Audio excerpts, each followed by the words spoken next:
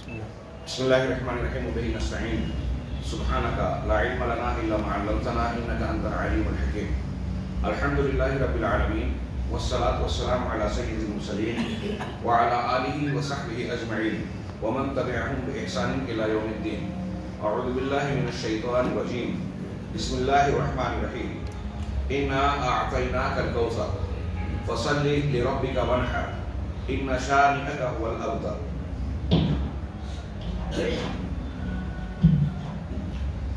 مسجد اور جمعیت کے ذمہ داران، محترم بزرگوں، دینی بھائیوں، اور اگر اسلامی ماؤں بہنوں تک آواز پہنچ رہی ہوں تو وہ بھی مخاطب ہیں.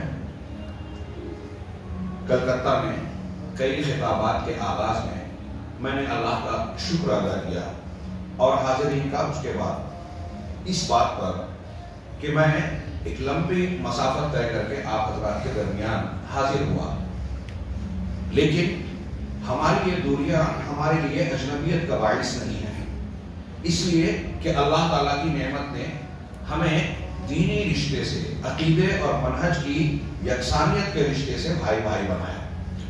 اگرچہ میں پہلی بار آپ حضرات سے مخاطب ہوں، لیکن میں آپ کے لیے اور آپ میرے لیے اجنبی نہیں ہیں. یہ اللہ تبارک و تعالیٰ کی بہت بڑی نعمت ہے. ہمیں اس پر اللہ کا شکر ادا کرنا چاہیے، اور اس نعمت کے حوالے سے آج ہم دینی باتیں اور خاص طور سے اللہ کے کلام کی ایک سورت کے چند فوائد پر گفتگو کر رہے ہیں. لہذا اللہ تعالیٰ سے دعا ہے کہ ہماری یہ ملاقات، یہ گفتگو اخلاص پر مبنی ہو، دین اور دنیا کے فائدے اللہ تبارک و تعالیٰ اس میں مقدر فرمائے. محترم حاضرین، جیسا کہ آپ نے سماعت فرمایا، سورۃ الکوثر کے فوائد. سورۃ الکوثر قرآن کی 2-3 سب سے چھوٹی سورتوں میں سے ایک ہے. سورۃ العصر، سورہ نصر، اذا جاء نصر اللہ، ان کے ساتھ یہ سب سے چھوٹی سورت ہے اور اس کے حروف سب سے کم ہیں. کم حروف کے باوجود اللہ کے کلام کا شاہکار معجزہ، اللہ کا کلام اللہ کی صفت ہے، اور ظاہر سی بات ہے جو چیز اللہ تعالیٰ کی ہے، صفت ہے، وہ مخلوق کی صفت کے مقابلے میں اس کی کوئی مشابہت نہیں. اللہ کے کلام کی جو خوبیاں ہیں، اس کے جو معجزات یعنی اعجاز کے پہلو ہیں، وہ ناقابل شمار ہیں. اور اس اعتبار سے ہم سرسری طور سے اگر دیکھیں، سورۃ الکوثر کے فوائد پر نگاہ ڈالیں تو ہمیں اس شاہکار کا تھوڑا سا نمونہ سمجھ میں آتا ہے. اللہ کا کلام اللہ کا کلام ہے، اس کی گہرائیاں، گہرائیاں، معنویت، علمیت، فصاحت و بلاغت، مسائل جو اس میں سموئے ہوئے ہیں کم الفاظ کے باوجود، ہم ظاہر سی بات ہے بندے ہونے کی حیثیت سے اپنی انتہائی کم استعداد کی بنیاد پر، علمی صلاحیتوں کی محدودیت کی وجہ سے اللہ کے کلام کی گہرائیاں اور گہرائیاں سمجھ نہیں پاتے. لہذا یہ ہمارا قصور ہے. جو کچھ ہم سمجھتے ہیں وہ بھی بہت کم ہے. کہنے والوں نے کہا اور صحیح کہا کہ اللہ تعالیٰ کا کلام ایسا سمندر ہے کہ جس میں ہر غوطہ لگانے والے کے لیے نیا موتی ہے، اور ہر انتہا پر پہنچنے والے کے لیے، ہر بلندی، آخر سے آخر بلندی تک جو ہم اپنی طاقت و استطاعت کے مطابق پہنچ سکیں، وہاں سے سفر کا ایک نیا آغاز کیا جا سکتا ہے. علوم کے یہ سلسلے قرآن کے معجزات ختم نہیں ہونے والے.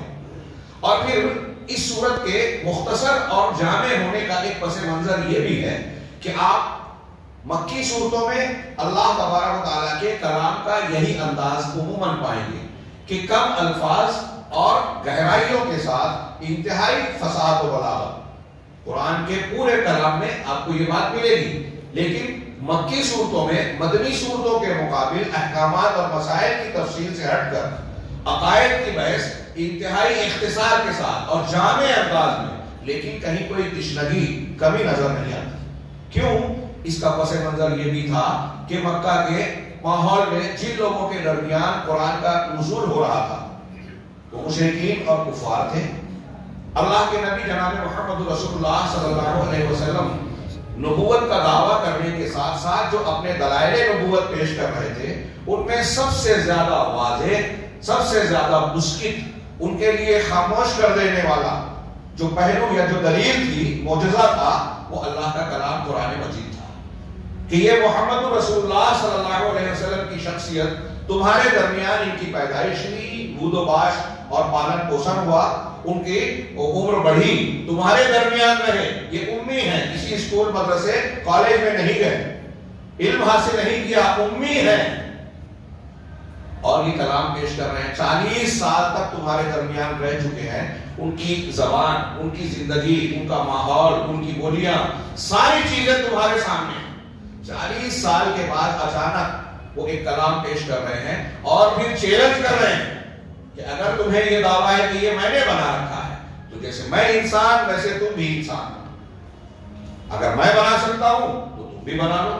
اور خاص طور سے اس لیے ان کو یہ چیلنج کیا گیا، قرآن کا جو میں پس منظر بنا رہا ہوں کہ کم الفاظ کے ساتھ زیادہ معانی والی صورتیں مکہ میں نازل ہوئی، اس لیے کہ وہ اپنے آپ کو بڑا فصیح اور بلیغ مانتے تھے، زبان آور اور زبان دان سمجھتے تھے، اتنا زیادہ ان کو اس پر فخر تھا کہ اپنے علاوہ دوسروں کو عجمی کہتے تھے، عجمی یعنی گونگا۔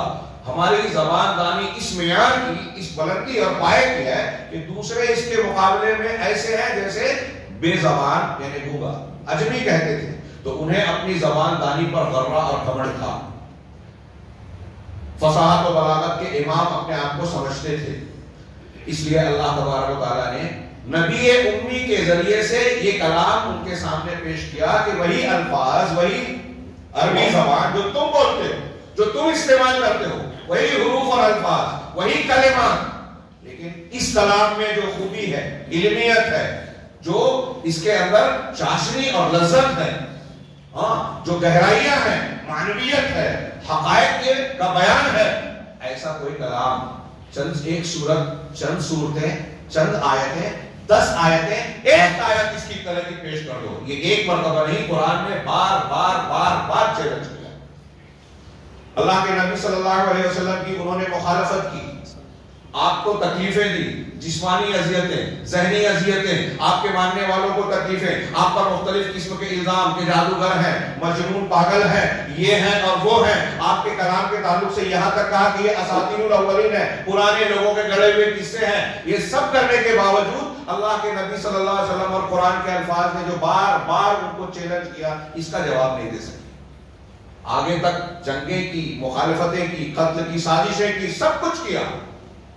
تھوڑی دیر کے لیے سوچئے کہ اگر جناب محمد رسول اللہ صلی اللہ علیہ وسلم کو وہ لوگ رد کرنا چاہتے تھے، آپ ان کے مذہب اور دین کی تردید کر رہے ہیں کہ یہ باطل ہے، سچا دین صرف اللہ کی توحید والا ہے جو یہ کلام پیش کر رہا ہے، اور میری دعوت کو اگر تم جھٹلاتے ہو، میرے اس کلام کو، اس بات میں تم کو شک شبہ ہے کہ یہ میں نے بنایا ہے، تو اس جیسا کلام لے آؤ۔ یہ چیلنج تھا، وہ مخالفت کر رہے تھے، آپ کو رد کرنا چاہتے تھے، لہذا اگر کوئی مخالف اس قسم کا چیلنج کر رہا ہے اور طاقت ہوگی تو آدمی جواب نہیں دے گا کیا؟ ہمارے چھوٹے چھوٹے معاملے میں اگر ماں کا دودھ پیا ہو تو ایسا کر کے بتا، تو جو ماں کا دودھ پیا رہتا ہے وہ کر کے بتاتا ہے۔ کبھی کبھی بیویاں شوہروں کو کہہ دیتی ہیں، ہمارے یہاں ایک صاحب کہہ رہے تھے، مجھے یاد آ گیا کہ شوہر پریشان حال، تھکا ہارا کبھی آیا اور بیوی سے جھگڑا ہو گیا، بیوی سے نکاح کے چھوڑ دوں گا، اور بیوی کہتی ہے کہ ماں کا دودھ پیا ہے تو طلاق دے کے بتا، تو بولے وہ ماں کا دودھ پیا رہتا ہے۔ مطلب چیلنج جب کیا گیا اس قسم کا اور غصہ گرمی ہے، مخالفت ہے، تو چیلنج کا جواب دینے کا تقاضا موجود ہے۔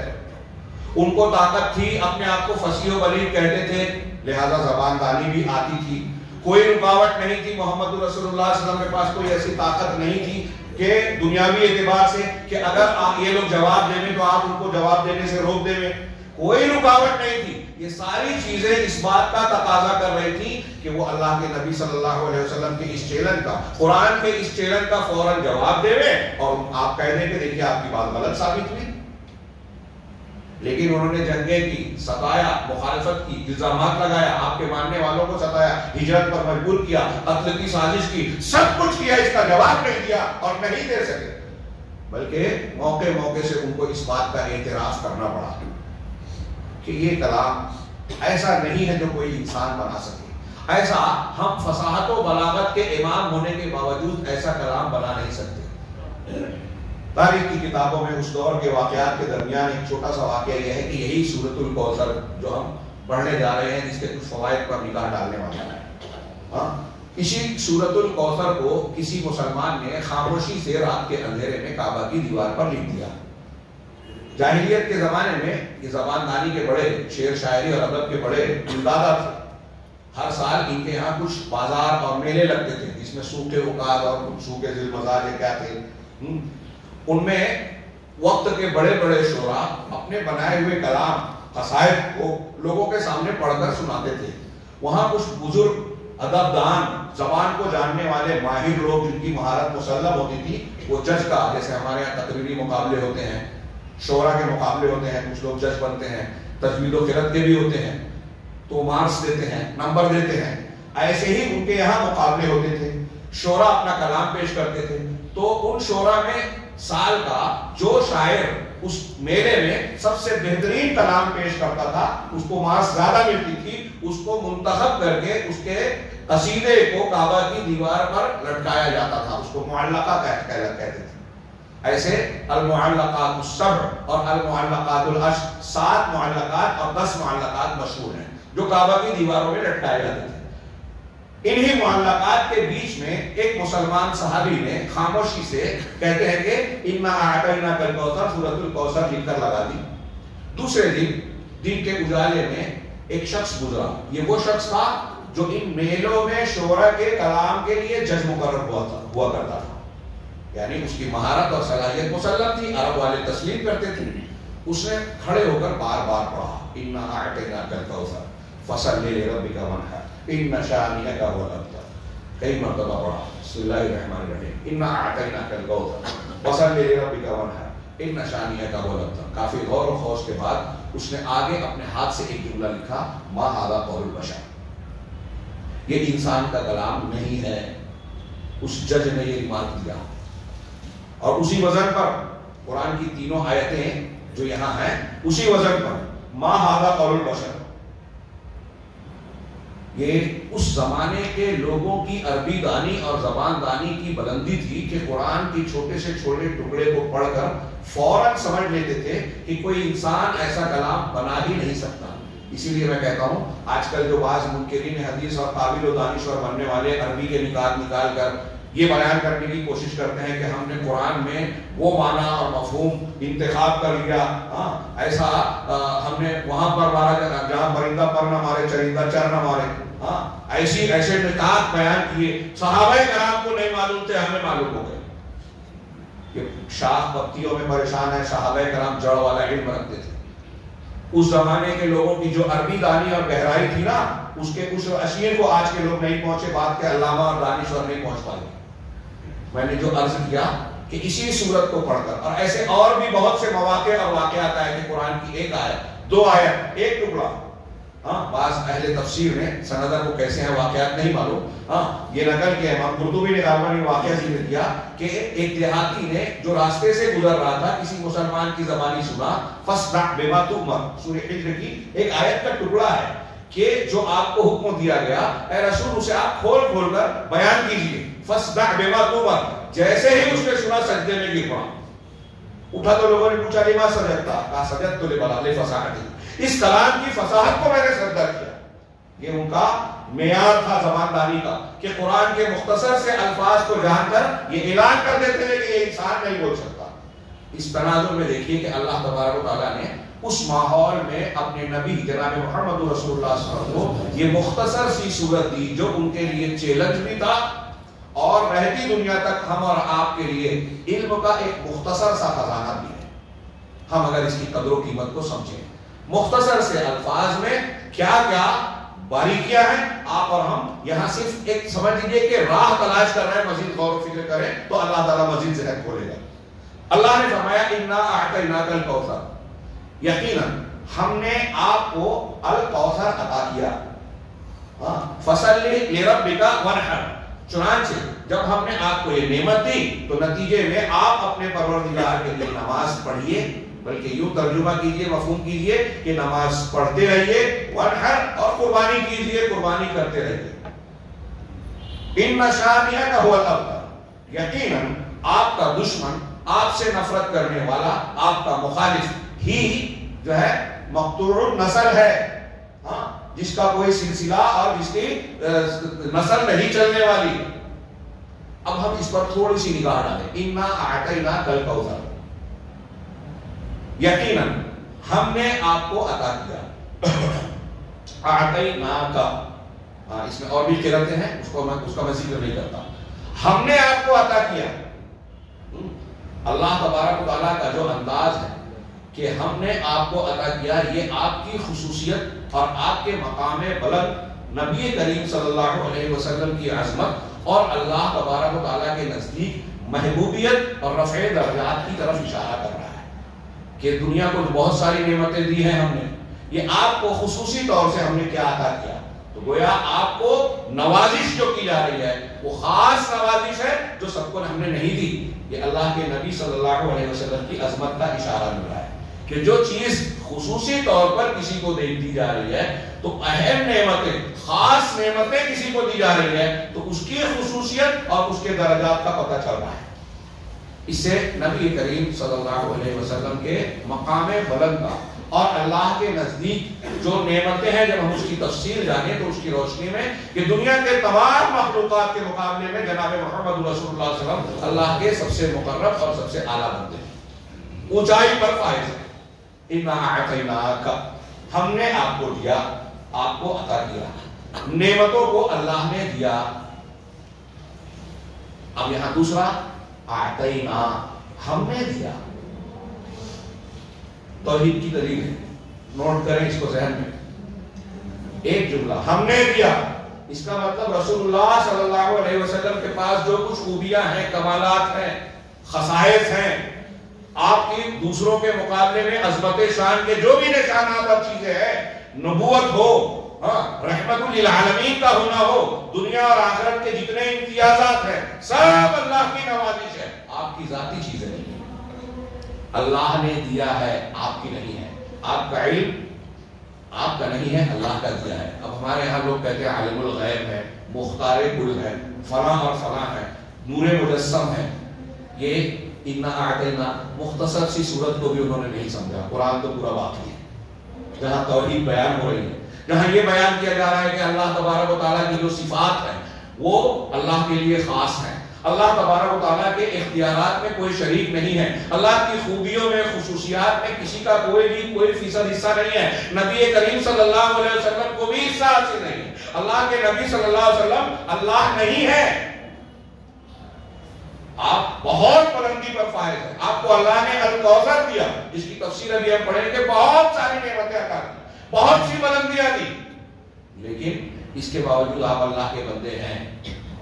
اسی لیے اللہ کے نبی جناب محمد رسول اللہ صلی اللہ علیہ وسلم کو ایسے مقامات پر جو آپ کے رفع درجات پر دلالت کرتے ہیں، اللہ تعالیٰ نے عبد کے ذریعے سے ذکر کیا، سبحان الذی اسریٰ بعبدہ لیلا من المسجد الحرام الی المسجد الاقصی، پاک ہے وہ ذات جو اپنے بندے کو راتوں رات مسجد اقصی سے مسجد حرام سے مسجد اقصی لے گیا۔ اسراء کا سفر ایک رات میں، اس وقت جو ایک مہینے میں مسافت طے ہوتی تھی، ایک رات کے ایک حصے میں وہاں تک گئے، اور پھر سورہ نجم میں ذکر ہے کہ وہاں سے آسمانوں کی سیر کر کے آئے، اسی رات کے ختم ہونے سے پہلے یہ سفر مکمل کیا۔ اب کوئی سوچ سکتا ہے کہ اس زمانے کے کسی انسان کے لیے ناقابل قبول بات تھی، عقل کے خلاف بات تھی، طاقت کے باہر بات تھی، قدرت کے اور بس کے باہر بات تھی کہ ایک رات میں کوئی انسان یہ سفر کرے، لیکن آپ نے کیا۔ تو ایک آدمی سوچ سکتا ہے کہ رسول اللہ صلی اللہ علیہ وسلم کے اندر یہ طاقت ہو۔ اللہ نے کہا جی نہیں، اللہ کے رسول تو بندے ہیں، پاک وہ ذات ہے، انسان کی طاقت نہیں ہے، اللہ کی طاقت سے کوئی چیز باہر نہیں ہے، اس کے اندر کوئی عیب کوئی خامی نہیں ہے، اس لیے شروعات کی سبحان سے پاک ہے، وہ اس کے اندر عیب نہیں ہے، اس کی قدرت میں کوئی کمی نہیں ہے، وہ جو چاہے کر سکتا ہے، ایک رات میں اپنے بندے کو لے جا سکتا ہے، لے گیا۔ پاک ہے وہ ذات جو اپنے بندے کو لے گیا۔ تو یہاں باور کرایا گیا کہ اس سفر کی وجہ سے کوئی یہ نہ سمجھے کہ محمد رسول اللہ صلی اللہ علیہ وسلم کے اندر اللہ کی قدرت اور خصوصیات میں سے کوئی خصوصیت یا صفت آ گئی۔ آج کل ہمارے یہاں گمراہی کا ایک بہت بڑا دروازہ یہی ہے، میں اکثر یہ کہتا ہوں، کل بھی شاید میں نے کہا، کہ اللہ تبارک و تعالیٰ کی عظمت و کبریائی جلال جو قرآن کا طریقہ ہے بیان کرنے کا کہ آپ کی توحید بیان کی جاتی ہے، انبیاء کرام کی دعوت کا طریقہ ہے کہ عوام اور لوگوں کو، اپنے مخاطبین کو اللہ کی عظمت و کبریائی جلال و عظمت بیان کی جاتی ہے، لیکن ہمارے یہاں دعوت و تبلیغ اور دین کا کام کرنے والوں کو آپ دیکھیے کہ اللہ تبارک و تعالیٰ کا تذکرہ کم کیا جاتا ہے، بزرگان دین، مشائخ، پیران، ان کی کرامات، سچی جھوٹے واقعات خوب بیان کرتے ہیں، جس سے نتیجہ یہ نکلتا ہے کہ عوام اور عام انسان، سادہ لو انسان اللہ سے زیادہ بزرگوں سے ڈرنے لگتا ہے، اللہ سے زیادہ بزرگوں سے لو لگاتا ہے، قبر پرستی اور شخصیت پرستی میں مبتلا ہو جاتا ہے۔ اللہ کے دین اور اس کے اقوال اور قرآن و حدیث سے زیادہ ان کے اقوال، ان کے اجتہادات کو اہمیت دینے لگتا ہے۔ یہ دعوت کے غلط طریقے، توحید کو نہ سمجھنے کا نتیجہ ہے۔ یہاں اسلوب بیان بتا رہا ہے اِنَّا أَعْتَدْنَا، میں اشارہ اس بات کی طرف کر رہا ہوں کہ اللہ نے نبی کریم صلی اللہ علیہ وسلم کو جو بھی مقام بلند، جو بھی خوبیاں دنیا اور آخرت کے جو بلندیاں حاصل ہے، وہ اللہ کی نوازش ہے، اللہ کی عطا ہے، عطیہ ہے آپ کا اللہ کا، اور یہ عظیم الشان نعمت اللہ نے دی، منعم اللہ ہے۔ نبی کریم صلی اللہ علیہ وسلم انعام یافتہ ہے، انعام یافتہ تمام انسانوں میں سب سے بلندی پر۔ اب آگے بڑھتے ہیں، اِنَّا أَعْطَيْنَا الْكَوْثَرَ، الکوثر فعال کے وزن پر، یہ وزن زیادتی پر دلالت کرتا ہے۔ عربوں میں کوئی چیز زیادہ تعداد میں ہو یا کسی چیز کی بڑی قدر و قیمت ہو تو اس کو فعال کے وزن پر ذکر کیا جاتا ہے۔ تو کثر ایسے ہی بنا ہے، کثرت کے معنی میں، الکوثر بہت ساری بھلائی۔ الکوثر کا معنی کیا ہے، مطلب کیا ہے؟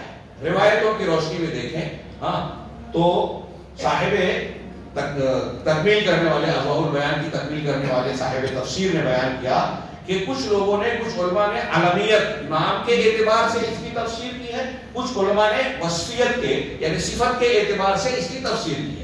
کیسے؟ نام جن لوگوں نے کہا تو انہوں نے بتایا کہ چونکہ صاف صاف اللہ کے نبی صلی اللہ علیہ وسلم کی حدیثوں میں بطور نص یہ وضاحت ہے کہ کوثر، الکوثر جو ہے جنت کی ایک نہر کا نام ہے، جنت کی ایک نہر کا نام ہے۔ آگے میں روایت بیان کر رہا ہوں تو یہ علمیت کے اعتبار سے اِنَّا أَعْطَيْنَاكَ الْكَوْثَرَ، ہم نے آپ کو الکوثر نہر دی، جنت کی نہر دی۔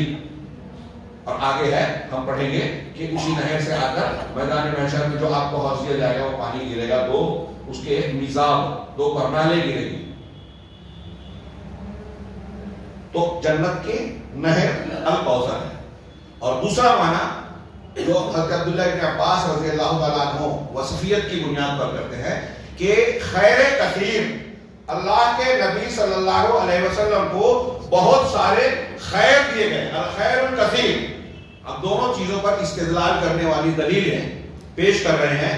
کہا کہ صحیح بخاری میں حضرت انس رضی اللہ تعالیٰ عنہ سے روایت ہے، وہ معراج کے دن کے درمیان کی بات کا ذکر کرتے ہوئے اللہ کے رسول صلی اللہ علیہ وسلم نے فرمایا کہ جب رسول اللہ صلی اللہ علیہ وسلم کو آسمان کی طرف اٹھایا گیا تو آپ نے فرمایا اتیت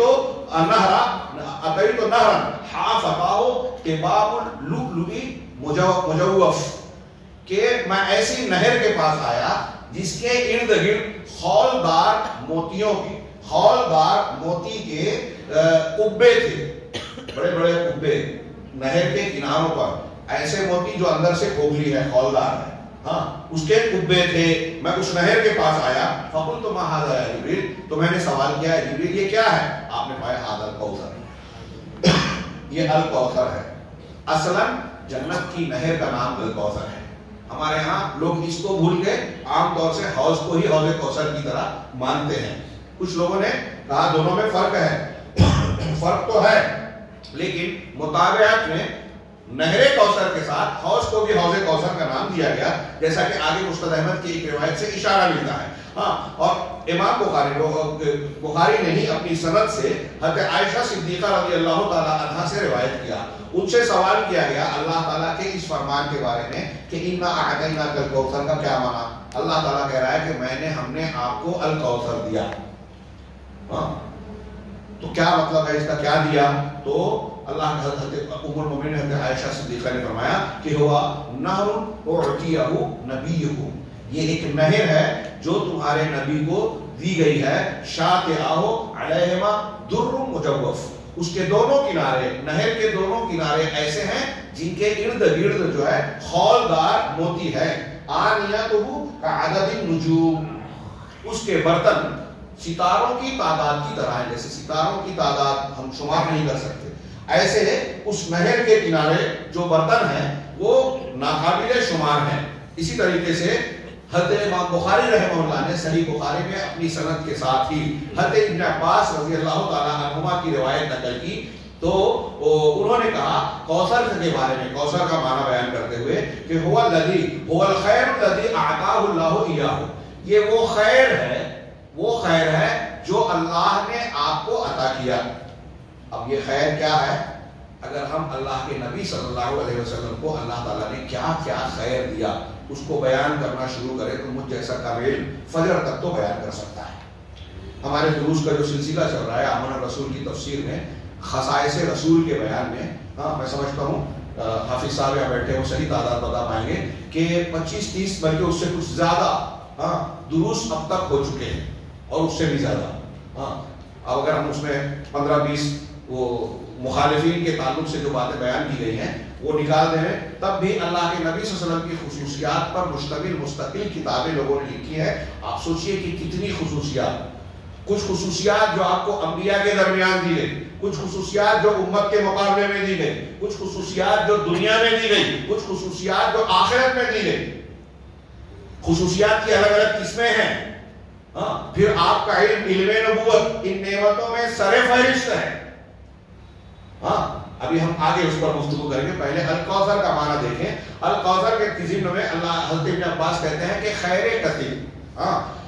ابو بشر نے حضرت سعید بن جبیر جو حضرت ابن عباس کے شاگرد ہیں، حضرت ابن عباس سے سن کر انہوں نے اپنے شاگردوں میں جب بیان کیا تو حضرت سعید بن جبیر جو تابعی ہیں، حضرت ابن عباس رضی اللہ تعالیٰ عنہما کے شاگرد ہیں، ان سے سوال کیا کہ آپ یہ کہہ رہے ہیں کہ یہ خیر کثیر ہے، لیکن انہوں نے کہا کہ لوگ تو ایسا سمجھتے ہیں فَإِنَّ النَّاسَ يَزْعُمُونَ أَنَّهُ نَهْرٌ فِي الْجَنَّةِ، آپ کہہ رہے ہیں کہ خیر کثیر الکوثر کا مطلب ہے، لیکن لوگوں کا یہ کہنا ہے، لوگوں کا یہ خیال اور دعویٰ ہے کہ یہ جنت کی ایک نہر ہے۔ تو حضرت سعید بن جبیر نے جواب دیا، قال سعید النہر الذی فی الجنہ من الخیر الذی اعطاہ اللہ ایاہ، کہ جنت میں جو نہر ہے یہ بھی اس خیر کثیر میں سے ایک خیر ہے جس کو اللہ تعالیٰ نے اپنے رسول کو نوازا۔ الخیر الکثیر، حضرت علامہ ابن کثیر رحمہ اللہ نے بھی اسی تفسیر کو پسند کیا اور یہ بیان کیا کہ اللہ کے نبی صلی اللہ علیہ وسلم کو بہت ساری خصوصیات اور بھلائیاں عطا کی گئی، دنیا کی بھی آخرت کی بھی، آپ کو مقام بلند دیا گیا، لیکن اور اسی بہت ساری خیر میں نہر کوثر بھی ہے اور حوض بھی ہے۔ وہی کہا کہ اس میں وہ شامل ہے۔ ابن کثیر نے ان حدیث کو ذکر کر کے اس کے علاوہ بھی بہت ساری حدیثوں کو ذکر کیا، اور مسند احمد رحمہ اللہ، امام احمد رحمہ اللہ اپنی سند سے جو انس ابن مالک رضی اللہ تعالیٰ عنہ تک پہنچاتے ہیں ایک روایت نقل کی۔ اس میں تھوڑی سی تفصیل ہے، اس میں گویا اس سورۃ الکوثر جو ہم پڑھ رہے ہیں اس کا شان نزول یعنی اللہ کے رسول پر نازل ہونے کی کیفیت کا بھی ذکر ہے۔ انس بن مالک کہتے ہیں کہ اغفیا رسول اللہ صلی اللہ علیہ وسلم اغفاء، اللہ کے نبی صلی اللہ علیہ وسلم تشریف فرما ہے صحابہ کے بیچ میں، اس درمیان آپ پر اونگ طاری ہو گئی، بے ہوشی سی طاری ہوئی، اونگ طاری ہوئی۔ فرفع راسہ متبسما، اللہ کے نبی صلی اللہ علیہ وسلم اچانک مسکراتے ہوئے آپ نے اپنا سر اٹھایا، وقال له اما قال له واما قال له، یا تو آپ نے کہا یا صحابہ نے پوچھا لما ضحكت، آپ کیوں ہنس رہے ہیں اللہ کے رسول صلی اللہ علیہ وسلم؟ فقال رسول اللہ صلی اللہ علیہ وسلم، تو آپ صلی اللہ علیہ وسلم نے فرمایا کہ انه انزل علی آنفا سورۃ، ابھی ابھی مجھ پر ایک سورت نازل کی گئی ہے۔ وقرأ، اب آپ نے وہ سورت پڑھی، بسم اللہ الرحمن الرحیم، انا اعطیناک الکوثر فصل لربک وانحر ان شانئک هو الابتر، پوری سورت پڑھی اور اس کے بعد کہا فقال هل تدرون ما الکوثر، اور اس کے بعد سوال کیا کہ کیا تم جانتے ہو کہ الکوثر کیا ہے؟ لوگوں نے کہا اللہ اور اس کے رسول زیادہ بہتر جانتے ہیں۔ اہل علم کے سامنے یہی ادب اختیار کرنا چاہیے۔ آج کل کئی لوگوں کو دیکھا جو گوگلی علماء کو وہ علماء موجود ہے، فقہا موجود ہے، مفتیان موجود ہے، یا موجود نہ بھی ہوں تو خود ہی اپنے آپ کو علامہ سمجھ کے ہر مسئلے میں بولنے کی کوشش کرتے ہیں. یہ ان کے لا علم ہونے کی دلیل ہے. آپ اہل علم کو دیکھیں گے کہ کسی مسئلے میں سوال کیا جائے تو غور کریں گے، سمجھیں گے، احتیاط سے جواب دیں گے. جو احتیاط نہیں کرتا یہی بات کی دلیل ہے کہ وہ علم والا نہیں ہے. خیر، نبی کریم صلی اللہ علیہ وسلم کے صحابہ نے کہا کہ اللہ اور اس کے رسول زیادہ بہتر جانتے ہیں. آپ نے فرمایا کوثر کیا ہے؟ آپ نے خود بیان کیا کہ نہر اعطانیہ ربی عز وجل فی الجنہ، یہ ایک نہر ہے جسے میرے پروردگار نے جنت میں مجھے عطا کی. علیہ خیر کثیر، اس پر بہت ساری بھلائیاں ہیں، یعنی خود اس نہر پر بہت ساری بھلائیاں ہیں. ترے جو علیہ امتی یوم القیامہ.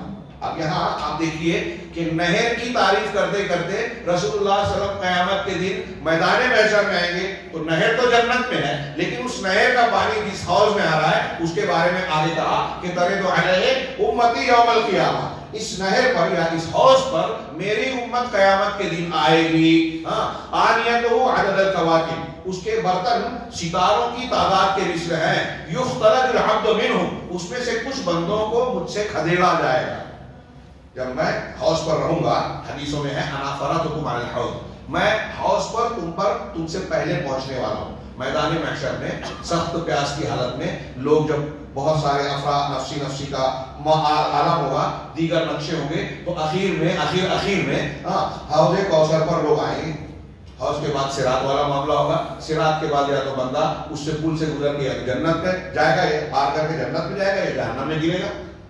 تو اس سے پہلے حوض کا معاملہ ہوگا. نبی کریم صلی اللہ علیہ وسلم نے فرمایا کہ میں خود وہاں تم سے سبقت کروں گا. فرض یعنی پہلے آنے والا پانی پر، میں تم سے پہلے آؤں گا اور تم میرے پیچھے آؤ گے. پھر اس میں یہ بھی بتایا گیا کہ نبی کریم صلی اللہ علیہ وسلم اپنی امت کے لوگوں کو اپنے دستے مبارک سے جام کوثر پلائیں گے. اور انہیں پہچانیں گے کیسے؟ وضو کے اعضاء کے ذریعے. جو پچکلیانی گھوڑے، ایسے گھوڑے جو پورے جسم میں تو کالے ہیں لیکن ان کی پیشانی اور پیر سفید ہیں، تو وہ گھوڑوں کی بھیڑ میں بھی چمکتے ہیں، ممتاز ہو جاتے ہیں، الگ ہو جاتے ہیں. یہی نشانی، اسی طرح کی نشانی اعضائے وضو کی چمک سے امت محمدیہ کی ہوگی، اور جناب محمد رسول اللہ صلی اللہ علیہ وسلم انہیں پہچانیں گے.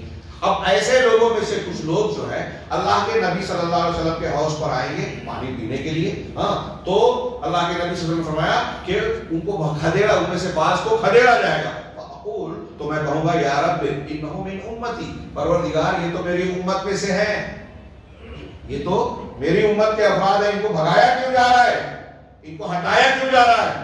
تو فیقال، ان سے کہا جائے گا، فرشتے بھی جواب دیں گے کہ انکا لا تدری ما احدث بعدک، آپ نہیں جانتے کہ آپ کے بعد انہوں نے کیا کچھ ایجاد کر لیا، آپ کے بعد انہوں نے دین میں کیا کیا نئی نئی چیزیں پیدا کر لی. تو الکوثر کے ضمن میں یہ روایت، اور اس میں یہ بات یہاں یہ اس روایت میں یہ ذکر نہیں ہے، دوسری حدیثوں میں جو صحیح ہے یہ تذکرہ ہے کہ یہ سننے کے بعد خود رسول اللہ صلی اللہ علیہ وسلم کہیں گے سوکن سوکن لمن غیر وانی، دوری ہو ان لوگوں کے لیے جنہوں نے میرے بعد دین میں تبدیلی کی. جنہوں نے تبدیلی کی کہاں؟ دین میں. بدعتی کی سفارش نہیں کرے گی اللہ کے رسول، دامن جھاڑے گے جب پتہ چلے گا کہ دین میں انہوں نے بدعت کی ہیں، نئے نئے کام کیے ہیں، تو فرشتے تو وہاں سے بھگائیں گے. بدعت کی کے نقصانات میں سے یہ ہے کہ نبی پاک صلی اللہ علیہ وسلم کے دستے مبارک سے جام کوثر سے محروم ہوں گے. دوسرا کہ اللہ کے رسول صلی اللہ علیہ وسلم بھی بھگائیں گے انہیں یہ جان کر کے انہوں نے دین میں بدعت ایجاد کی ہے. اب بدعتی یہ سوچے کہ رسول کا دامن پکڑ کر مچل جائیں گے تو دامن ہاتھی میں نہیں آئے گا، یہ قرآن حدیث کہہ رہے ہیں. اگر آپ بدعت کے مرتکب ہیں تو دامن سے دور کر دیے جائیں گے. لہذا شرک کے ساتھ بدعت سے بھی بچیں. وضو کے نشانات تو ہوں گے لیکن بدعت کی وجہ سے بھگائے جائیں گے حوض کوثر کے پاس سے. یہ اللہ کے نبی صلی اللہ علیہ وسلم کا کہ فرامین میں سے بعض فرامین میں یہ وضاحت بھی ہے کہ انا اعطیناک الکوثر، الکوثر جو ہے یہ حوض کی صفت بھی ہے. وذکر ابن کثیر ما جاء فی صفت الحوض، ابن کثیر نے، علامہ ابن کثیر رضی اللہ رحمہ اللہ نے حوض جو نہر کوثر سے پانی آ کر جس کے 2 پرنالے اس حوض میں جو نبی پاک صلی اللہ علیہ وسلم کو دی جائے گی اس میں گریں گے. اس حوض کی صفات بھی قرآن اللہ ابن کثیر نے بیان کرتے ہوئے اللہ کے رسول صلی اللہ علیہ وسلم کی حدیث بیان کی. وَهَذِهِ النُّصُوصُ عَلَىٰ أَنَّ الْكَوْثَرَ نَهْرٌ فِي الْجَنَّةِ آتَاهُ اللَّهُ لِرَسُولِهِ. اور یہ نصوص بھی بیان کی کہ حوض جو ہے ایک نہر ہے جس کو اللہ تبارک و تعالیٰ نے اپنے نبی صلی اللہ علیہ وسلم کو عطا کیا ہے. نبی کریم صلی اللہ علیہ وسلم کی احادیث میں صحیح روایتوں میں ترمذی اور بعض بخاری اور مسلم کی روایتوں میں حوض کوثر کی کچھ صفات بیان کی گئی ہے. یہاں میں ذکر کر دوں ضمناً.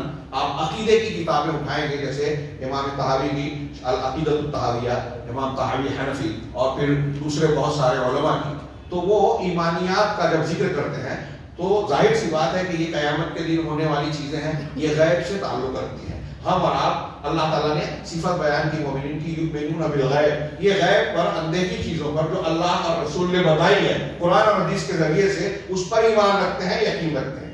تو یہ حوض بھی ہمارے لیے غیب ہے.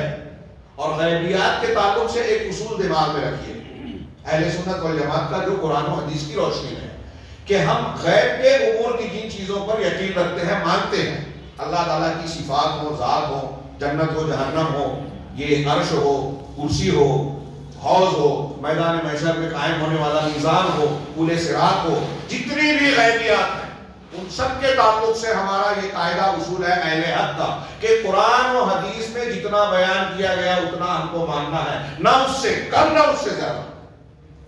دونوں گمراہی ہیں، وہاں عقل نہیں چلے گی. غیبیات کو جاننے کا ہمارے پاس کوئی پیمانہ نہیں ہے. سائنس لیبارٹری میں اس کی تحقیقات نہیں ہو سکتی، اس کا مشاہدہ نہیں ہو سکتا. دوربین سے جیسے خلاؤں میں مشاہدہ ہوتا ہے، غیب کا مشاہدہ نہیں کیا جا سکتا. غیب جاننے کا دنیا میں واحد ذریعہ اللہ کی وحی ہے، وہ یا تو قرآن مجید ہو یا پھر اللہ کے رسول صلی اللہ علیہ وسلم کی ثابت شدہ صحیح حدیث ہے. یہ اصول ہے ہر معاملے میں غیبیات. اب حوض بھی ہمارے لیے غیب ہے. ہاں، اس کے تعلق سے جو غیبیات کی چیزیں ہیں قرآن و حدیث سے ثابت، اس میں جن لوگوں نے جو ہے دوسرے راستے اختیار کیے اہل بدعت نے، وہ گمراہی کا شکار ہو گئے. تو حوض کے بارے میں ہمارے اہل عقیدہ نے اسی لیے بیان کیا کہ قرآن و حدیث میں اس کا ذکر ہے، یہ غیب ہے. امام طحاوی کہتے ہیں الحوض حق، یہ حوض جس کو اللہ کے رسول صلی اللہ علیہ وسلم کے ذریعے کو دے کر اللہ تعالیٰ اکرام فرمائے گا آپ کو اور آپ کی امت کو، یہ حق ہے، ثابت ہے. اور اس سلسلے میں جو حدیثیں آئی ہیں وہ تواتر کے درجے کو پہنچ کے جس کا انکار کرنا ممکن نہیں. تواتر کے درجے، اور پھر اس میں حوض کی مختلف صفات کا تذکرہ ہے جس میں یہ بیان کیا گیا ہے کہ وہ حوض جو نبی کریم صلی اللہ علیہ وسلم آپ نے خود فرمایا کہ حوضی مسیرۃ شہر، میرا حوض ایسا، میرا حوض 1 مہینے کی مسافت پر مشتمل ہے. اس کی لمبائی چوڑائی یکساں ہوگی، بعض روایتوں میں ہے 1 مہینے کی مسافت. اب 1 مہینے کون سی مسافت، پیدل چلنے والی، گھوڑے پر، اونٹ پر، اس کی تفصیل اور وضاحت نہیں ہے. اللہ کے نبی صلی اللہ علیہ وسلم میں ہم ایمان رکھتے ہیں وہ جو بھی ہو کہ 1 مہینے کتنا بڑا حوض ہوگا. میرا حوض 1 مہینے کی مسافت کا ہوگا. ماؤہ ابیض من اللبن، اس کا پانی دودھ سے زیادہ سفید ہوگا. وَأَوَرِيحُهُ أَطْيَبُ مِنَ الْمِسْكِ، اس کی خوشبو مشک، کستوری جس کو کہتے ہیں، مشک سے زیادہ پاکیزہ اور خوب اچھی ہوگی. وَكِيزَانُهُ كَنُجُومِ السَّمَاءِ، اس کے جام، کیزان کوز کی جمع، لوٹا، جام، پیالہ، اس کے پیالے جو ہیں وہ آسمان کے ستاروں کے مانند ہوں گے تعداد میں. فَمَنْ شَرِبَ مِنْهُ فَلَا يَظْمَأُ بَعْدَهُ أَبَدًا، یہ بخاری کی روایت ہے. جو اس سے پی لے گا پھر اس کے بعد اسے پیاس نہیں لگے گی. میدان محشر کی شدت پیاس کو بجھانے آئیں گے، اب اسے اس کے بعد پیاس نہیں لگے گی. بعض علماء نے کہا کہ اب میدان محشر میں وہ پیاسا نہیں ہوگا. اس کا یہ مطلب نہیں ہے کہ پیاس نہیں لگے گی تو جنت میں پینے کی لذتوں سے محروم رہے گا، جی نہیں. ہاں، اسے وہ پیاس نہیں لگے گی جو تکلیف دہ ہوتی ہے، اور پینے کے بعد جنت کے مشروبات میں تو وہ لذتیں اسے ملنی ہی ملنی ہے. ہاں، تو یہ حوض جو ہے عرصات جنت میں ہوگا. ہاں، جنت کے جو میدان محشر ہوگا اس میں اللہ تبارک و تعالیٰ یہ حوض دے گا. اب 2 باتیں کہ الکوثر کا مطلب نہر ہے، اور اس نہر کے ضمن میں وہ حوض ہے جو ہمارے ایمان بالغیب کا تعلق ہے. نبی کریم صلی اللہ علیہ وسلم نے بذات خود الکوثر کی تفسیر میں جب اس نہر اور اس حوض کو بیان کیا ہے تو ظاہر سی بات ہے کہ یہ سب سے مضبوط تفسیر ہے. لیکن علماء نے کہا کہ آپ کی یہ تفسیر جو ہے وہ عموم میں ایک خاص چیز ہے کہ آپ کو الکوثر بہت ساری خیر دی گئی، اور اس میں ایک بطور خاص ایک خیر والی بات وہ حوض کی شکل میں ہے اور جنت کی نہر کی شکل میں ہے۔ ورنہ نبی کریم صلی اللہ علیہ وسلم کو جو بھلائیاں دی گئی اگر اس کا ہم شمار کریں تو یہ میرے سامنے جو کاغذات ہیں اس میں قرآنی آیات اور احادیث کی روشنی میں جو تفصیل بیان کی گئی ہے وہ آپ کے تعلق سے جو میں نے تھوڑا سا سرسری تذکرہ کیا، بہت ساری چیزیں ہیں۔ اللہ تبارک و تعالیٰ نے ابھی سورہ زحا میں اللہ کے رسول صلی اللہ علیہ وسلم نے فرمایا وَلَسَوْفَ يُعْطِيكَ رَبُّكَ فَتَرْضَىٰ، القریب اللہ آپ کو عطا کرے گا تو آپ خوش ہو جائیں گے، آپ کو ایسی نوازشیں دے گا، ایسی چیزیں کہ آپ خود خوش ہو جائیں گے، راضی ہو جائیں گے۔ یہ اللہ تبارک و تعالیٰ کی جانب سے نعمتوں کا تذکرہ ہے۔ اب یہ اللہ کا وعدہ تھا، پھر اللہ تعالیٰ نے عطا بھی کیا۔ اب اللہ تعالیٰ نے عطا کیا کچھ کیا؟ أَلَمْ نَشْرَحْ لَكَ صَدْرَكَ، کیا ہم نے آپ کے سینے کو نہیں کھولا؟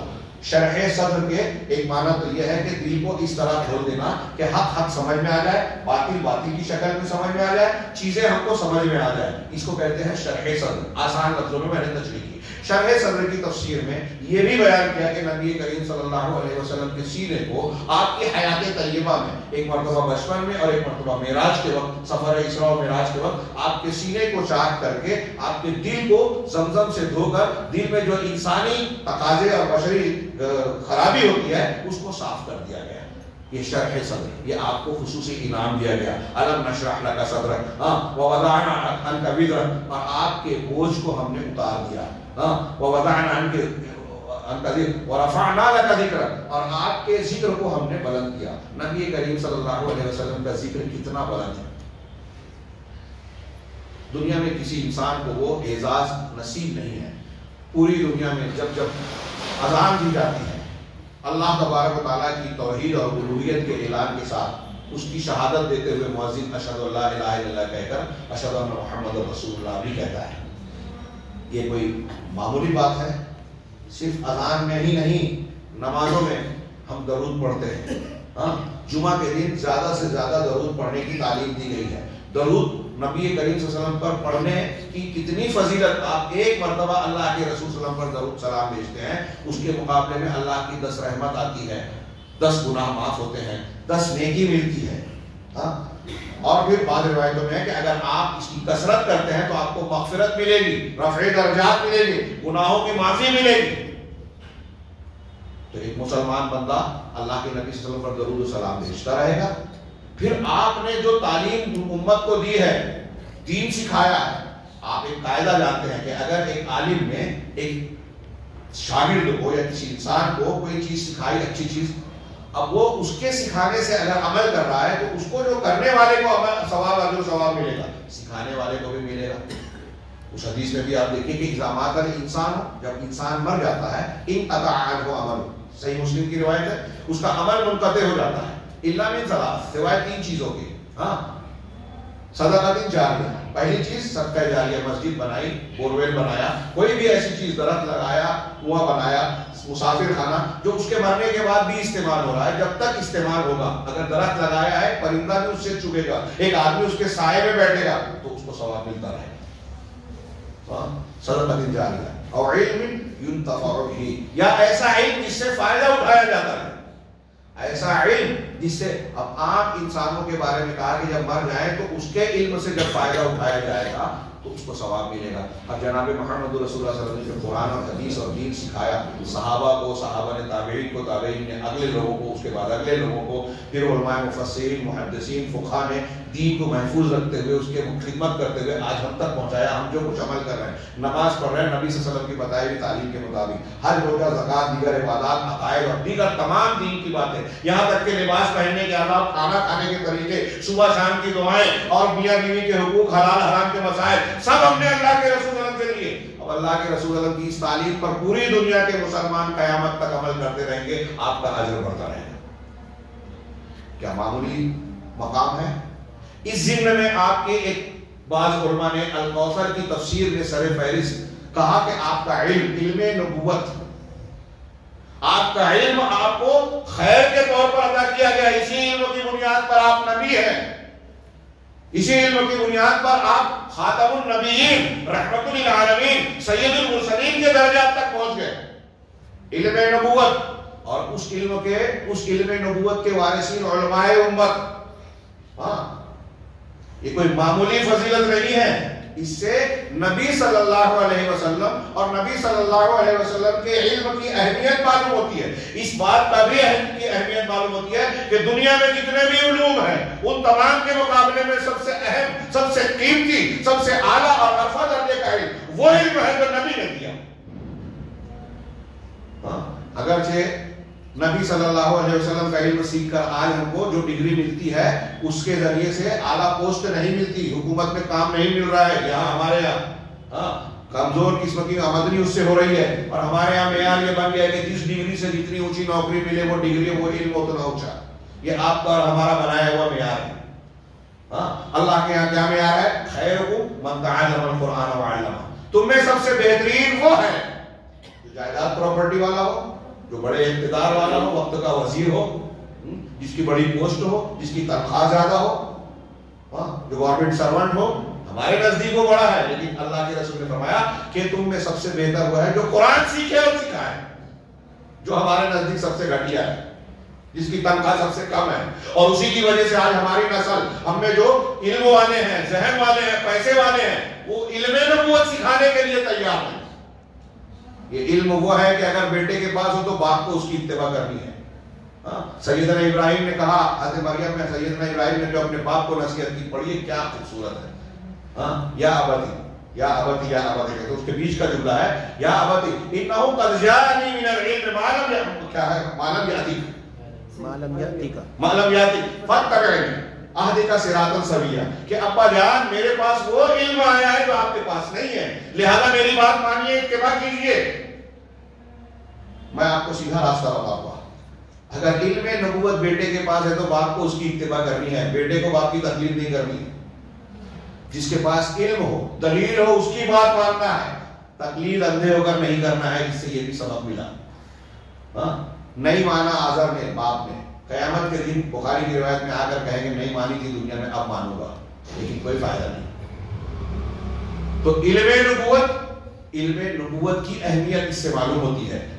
اسی طریقے سے اللہ تبارک و تعالیٰ نے آپ پر احسان جتاتے ہوئے, جیسے یہاں کہا انا اعطیناک الکوثر, اپنے احسان کا ذکر کیا اللہ نے, ایسے ہی اللہ نے کہا کہ وعلمک ما لم تکن تعلم, جو علم کی بات میں کروں کہ اللہ نے آپ کو وہ باتیں سکھائی, وہ علم دیا جو آپ نہیں جانتے تھے.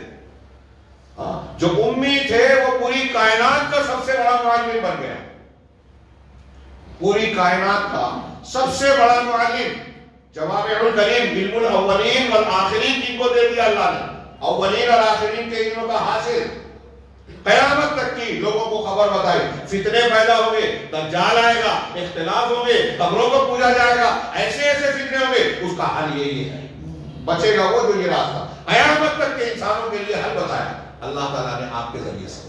وَعَلَّمَكَ مَا لَمْ تَكُنْ تَعْلَمُ. اسی طرح آپ کے فضائل میں اگر آپ دیکھیں کہ کیسی کیسی فضائل, ایک رات اس امت کو آپ کے ذریعے سے اللہ نے ایسی دی, لیلۃ القدر خیر من الف شہر, جو 1000 راتوں سے بہتر. پچھلی امتیں سالہ سال سجدوں اور عبادات میں جو اجر و ثواب پاتی تھی, اس امت کو اللہ تعالیٰ کے رسول صلی اللہ علیہ وسلم کے ذریعے سے یہ مقام دیا اللہ نے, یہ فضیلت عطا کی کہ ایک رات کی عبادت میں 1000 مہینوں کی. نبی کریم صلی اللہ علیہ وسلم کو جو خصوصیت دی گئی آپ کی شریعت میں, اعطیت خمسا لم یعطونا قبل نبی قبلی, کہ میں ایسی 5 چیزیں, بعض روایتوں میں 6 ہیں, بخاری مسلم کی حدیث ہے, ایسی 5-6 چیزیں دیا گیا ہوں جسے جو مجھ سے پہلے کسی اور نبی کو دیا نہیں گیا. کیا چیزیں تھی وہ؟ کہ نصرت بالرعب مسیرۃ شہر, 1 مہینے کی مسافت تک مجھے روک دیا گیا, میری مدد کی گئی. یعنی کوئی اگر اللہ کے رسول کو نقصان پہنچانے کے لیے آ رہا ہے تو 1 مہینے تک کے فاصلے پر ہی اگر وہ آئے گا تو اس کے دل میں دہشت آ جائے گی, ڈر آ جائے گا, روب آ جائے گا. احلت لی الغنائم, میرے لیے مال غنیمت حلال کیا گیا جبکہ پہلوں کے لیے نہیں تھا. پہلے امتوں میں خاص قوم کی طرف نبی بھیجا جاتا تھا, مجھے تمام لوگوں کی طرف بھیجا گیا. میرے لیے تمام زمین کے ہر حصے کو مسجد بنایا گیا اور طہارت کا ذریعہ بنایا گیا. کہیں بھی نماز پڑھی جا سکتی ہے اور طہارت حاصل کی جا سکتی ہے تیمم کر کے. مسجد کے نماز پڑھنے کے جن مقامات کو ممنوع قرار دیا گیا ان کو جو ہے نشاندہی کر دی. 5-7 جگہیں ہیں، پیشاب پاخانے کی جگہوں پر، کوڑا کرکٹ کی جگہوں پر، حمام میں، اونٹ کے باڑے میں، اور گندگی کے مقام پر جو کوڑا کرکٹ کی جگہیں ہیں، قبر پر، ایسے مقامات پر نماز نہیں ہوگی. باقی دنیا میں کہیں بھی نماز پڑھی جا سکتی ہے. جعلت لی الارض مسجدا وطہورا، یہ اللہ کے رسول کی چند خصوصیات کا میں نے ذکر کیا. اس میں اور بھی لوگوں نے اور بھی چیزوں کا تذکرہ کیا. اللہ تبارک و تعالیٰ نے آپ کو بہت ساری دنیا اور آخرت کی بھلائیاں عطا کی. اِنَّا أَعْطَيْنَاكَ الْكَوْثَرَ. ہم آگے بڑھتے ہیں. میں نے صرف نمونے کے طور پر چند مثالیں دی ہیں، آپ اور چیزوں کو اس میں شامل کر سکتے ہیں جو خیر کثیر کی تفسیر میں شامل ہوگی. فَصَلِّ لِرَبِّكَ وَانْحَرْ، ہم نے آپ پر انعام کیا کہ آپ کو الکوثر دیا، جنت کی نہر، خیر کثیر، بہت ساری فضیلتیں، ایسا مقام اور وہ درجہ جو کسی اور کو نہیں ملا. اب آپ کو جب یہ نعمتیں نوازی گئی تو نتیجے میں آپ کو کیا کرنا ہے؟ فَصَلِّ لِرَبِّكَ، اپنے رب کے لیے آپ نماز پڑھیے، وَانْحَرْ، اور قربانی کیجیے. اس کے کئی پہلو سے ہم اس کے فوائد جان سکتے ہیں کہ جب کوئی اللہ تبارک و تعالیٰ نے کسی پر، پہلا سبق اور سب سے بڑا سبق، کہ جب اللہ تبارک و تعالیٰ نے کسی بندے پر کوئی نعمت کی ہے تو اس نعمت کے جواب میں کیا کرنا چاہیے؟ ہمیں اترانا چاہیے، فخر کرنا چاہیے، اس گھمنڈ میں مبتلا ہونا چاہیے کہ مجھے خوبصورت بنایا اسے بدصورت، مجھے مالدار بنایا اسے غریب، مجھے بڑا بنایا اسے چھوٹے، مجھے اقتدار دیا اسے محروم کیا. حسد جلن یہی سے تو پیدا ہوتی ہے. جو لوگ حسد کرتے ہیں، میں ایسا کہتا ہوں، میں کیا کہتا ہوں کہ آپ خود غور کیجئے کہ وہ اللہ تبارک و تعالیٰ کے فیصلے سے ناراض ہے. مجھے غریب بنایا، آپ کو امیر بنایا. میں کہہ رہا ہوں ان کو امیر کیوں بنایا؟ تو امیر اس کو کس نے بنایا؟ اسے کس نے بنایا؟ اللہ نے. تو اس کے امیر ہونے پہ مجھے اعتراض ہے، مطلب اللہ کے فیصلے پہ اعتراض ہے. میں بدصورت ہوں، فلاں خوبصورت ہے. ہماری خواتین مائیں بہنیں بھی سنیں، غور کریں کہ وہ سوچتی ہے میں تو وہ فلاں خوبصورت ہے، اس کے گھر میں تو یہ مشین ہے، واشنگ مشین میرے یہاں نہیں ہے، فلاں مشین ہے میرے یہاں نہیں ہے. تو اب اس کے یہاں ہے، آپ کے یہاں نہیں ہے، اس کا فیصلہ ہے. اللہ تبارک و تعالیٰ کا شکر ادا کیجیے کہ جو اللہ نے چاہا، اس کی مشیت اور حکمت کا تقاضا تھا، آپ کو نعمت ملی ہے، اور اس پر شکر گزار ہونا چاہیے. تو جو کسی کی نعمت پر حسد کرتا ہے، جلتا ہے، وہ اللہ کے فیصلے پر اعتراض کر رہا ہے، اس کے اندر توحید نہیں ہے مضبوط. تو اللہ کی نعمتیں کم ملی یا زیادہ ملی، بندے کو یہ چاہیے کہ اس نعمت پر اللہ کا شکر ادا کرے. شکر کا طریقہ کل کے خطاب میں نے بیان کیا. اپنے سے نیچے والوں کو دیکھو، کہ رسول اللہ نے بتایا ایک آنکھ ہے، کھانا ہے، اگر 2 کو آدھے کو دیکھے گا تو سوچے گا کہ مجھے تو کم دیا، اس کو زیادہ دیا. لیکن اندھے کو دیکھے گا تو اس کو یہ ایک آنکھ بھی اللہ کی نعمت نظر آئے گی، شکر کرے گا کہ ارے مجھ کو ایک تو دی نا، اس کو تو دونوں نہیں دی. اپنے سے نیچے والوں کو دیکھو. خیر آگے بڑھتے ہیں. تو یہاں اصول یہ ملا کہ جب اللہ تعالیٰ نے نعمت کی تو جتنی نعمت کی ہے اس نعمت کے اعتبار سے منعم کو، جس پر نعمت کی گئی ہے، اس کا فرض بنتا ہے کہ نعمت دینے والے کے سامنے جھک جائے، شکر بجا لائے، اس کی عبادت و ریاضت کرے. اب نعمت کا دینے والا اللہ، اور آپ سر جھکائیں خواجہ کے در پر، آپ سر جھکائیں فلاں بزرگ یسوع مسیح کے پاس، جناب محمد رسول اللہ صلی اللہ علیہ وسلم کی روضے پر جا کر، شیخ عبد القادر جیلانی کے یہاں جا کر دیا، اللہ نے جھک رہے. وہاں بری مثال ہے لیکن سمجھنے کے لیے اہم ہے کہ اگر آپ کسی عورت کو شادی کر کے لاتے ہیں، پالتے پوستے نہیں، پیدا نہیں کرتے، مہر دیا، عہد و پیمان کیا، شادی کر کے آپ لائے، شوہر آپ ہیں، شوہر کے حقوق آپ ادا کر رہے ہیں، اگر بیوی کسی اور مرد کے ساتھ جاتی ہے تو کیا آپ برداشت کریں گے؟ آپ نے اسے پیدا نہیں کیا، پال پوس کر بڑا نہیں کیا، سارے انتظامات اس کے آپ نہیں چلاتے.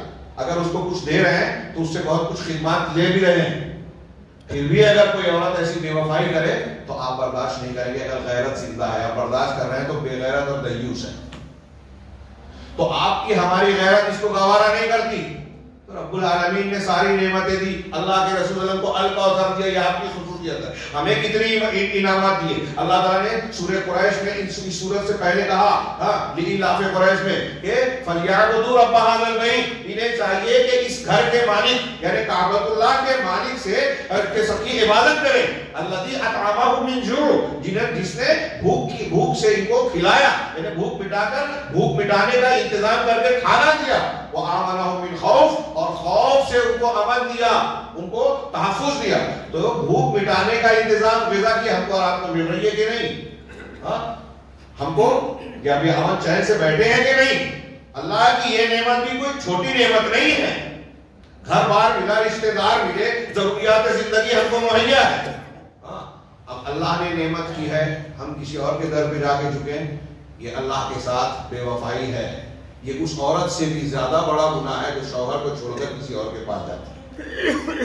اس عورت سے بھی بڑا گناہ ہے, مشرک اس سے بھی گیا گزرا ہے کہ اللہ کی نعمتوں کی قدر نہیں کر رہا ہے, کسی اور کے سامنے جھک رہا ہے.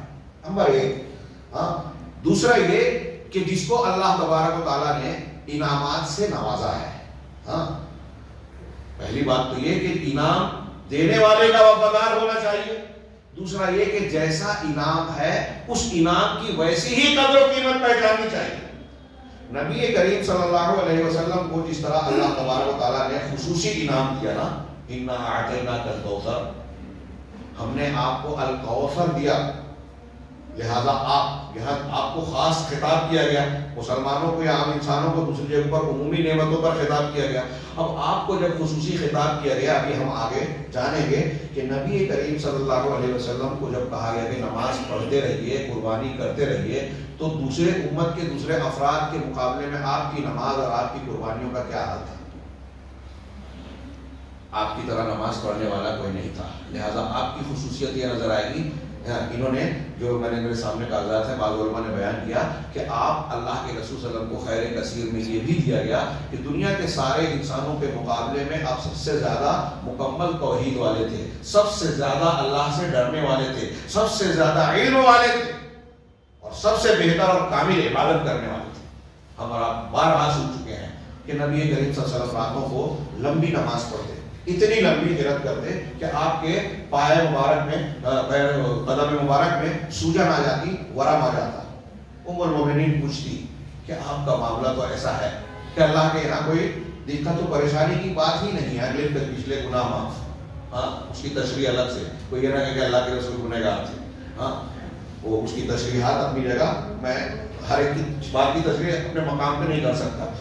تو یہ اللہ کے نبی صلی اللہ علیہ وسلم کا معاملہ آپ کا تو صاف ستھرا ہے, کوئی معاملہ ہی نہیں ہے. پھر آپ عبادات میں اتنی محنت کیوں کرتے ہیں؟ آپ نے کیا جواب دیا؟ افلا اکون عبدا شکورا, کیا میں شکر گزار بندہ نہ بن جاؤں؟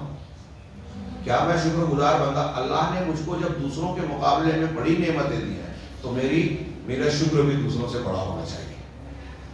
سمپل بات, یہ قاعدہ نکلا, جیسی نعمت ویسی شکر گزاری. نبی کریم صلی اللہ علیہ وسلم کی ذمہ داری کیا تھی؟ اگر آپ کفر و شرک کرنے والوں کی طرف جھک جائیں, وحی سے انحراف کریں, تو سورہ بنی اسرائیل میں آپ کو اللہ تعالیٰ نے دھمکی بھی دی. لولا ان ثبتناک لقد کدت ترکن الیہم شیئا قلیلا, کل رات کے درس میں آیت آئی تھی, کل کے درس میں, کہ اگر اللہ تبارک و تعالیٰ آپ کو توفیق نہ دیتا تو آپ ان مشرکین کی طرف کچھ مائل ہو جاتے. اذا لأذقناک ضعف الحیات وضعف الموت, اور پھر آپ کو وہ خلیل بنا لیتے. اس کے بعد اللہ نے فرمایا کہ اذا لأذقناک ضعف الحیات وضعف الممات, اگر ایسا ہوتا تو آپ کو ہم زندگی کا اور موت کا دوہرا عذاب کا مزہ چکھاتے. نبی صلی اللہ علیہ وسلم سید المرسلین خاتم النبیین صاحب کوثر کو اللہ تعالیٰ یہ کہہ رہا ہے, مشرکین کی طرف آپ جھک گئے تو آپ کو دوہرا ملے, وہ عذاب دیا جائے گا. آپ کے آخر وقت میں ام المؤمنین حضرت عائشہ صدیقہ اور دوسرے لوگ کے سامنے آپ نے فرمایا کہ عام انسانوں کے مقابلے میں مجھے دوہرا بخار ہوتا ہے, دوہری تکلیف ہوتی ہے. تو ام المؤمنین نے کہا کہ دوہرا اجر و ثواب بھی ہے. کہا ہاں یہ بات صحیح ہے, دوہرا اجر, یہ توحید کی دلیل ہے. نبی صلی اللہ علیہ وسلم کے سر میں درد ہو رہا ہے, یہ دلیل ہے کہ آپ اللہ نہیں ہیں.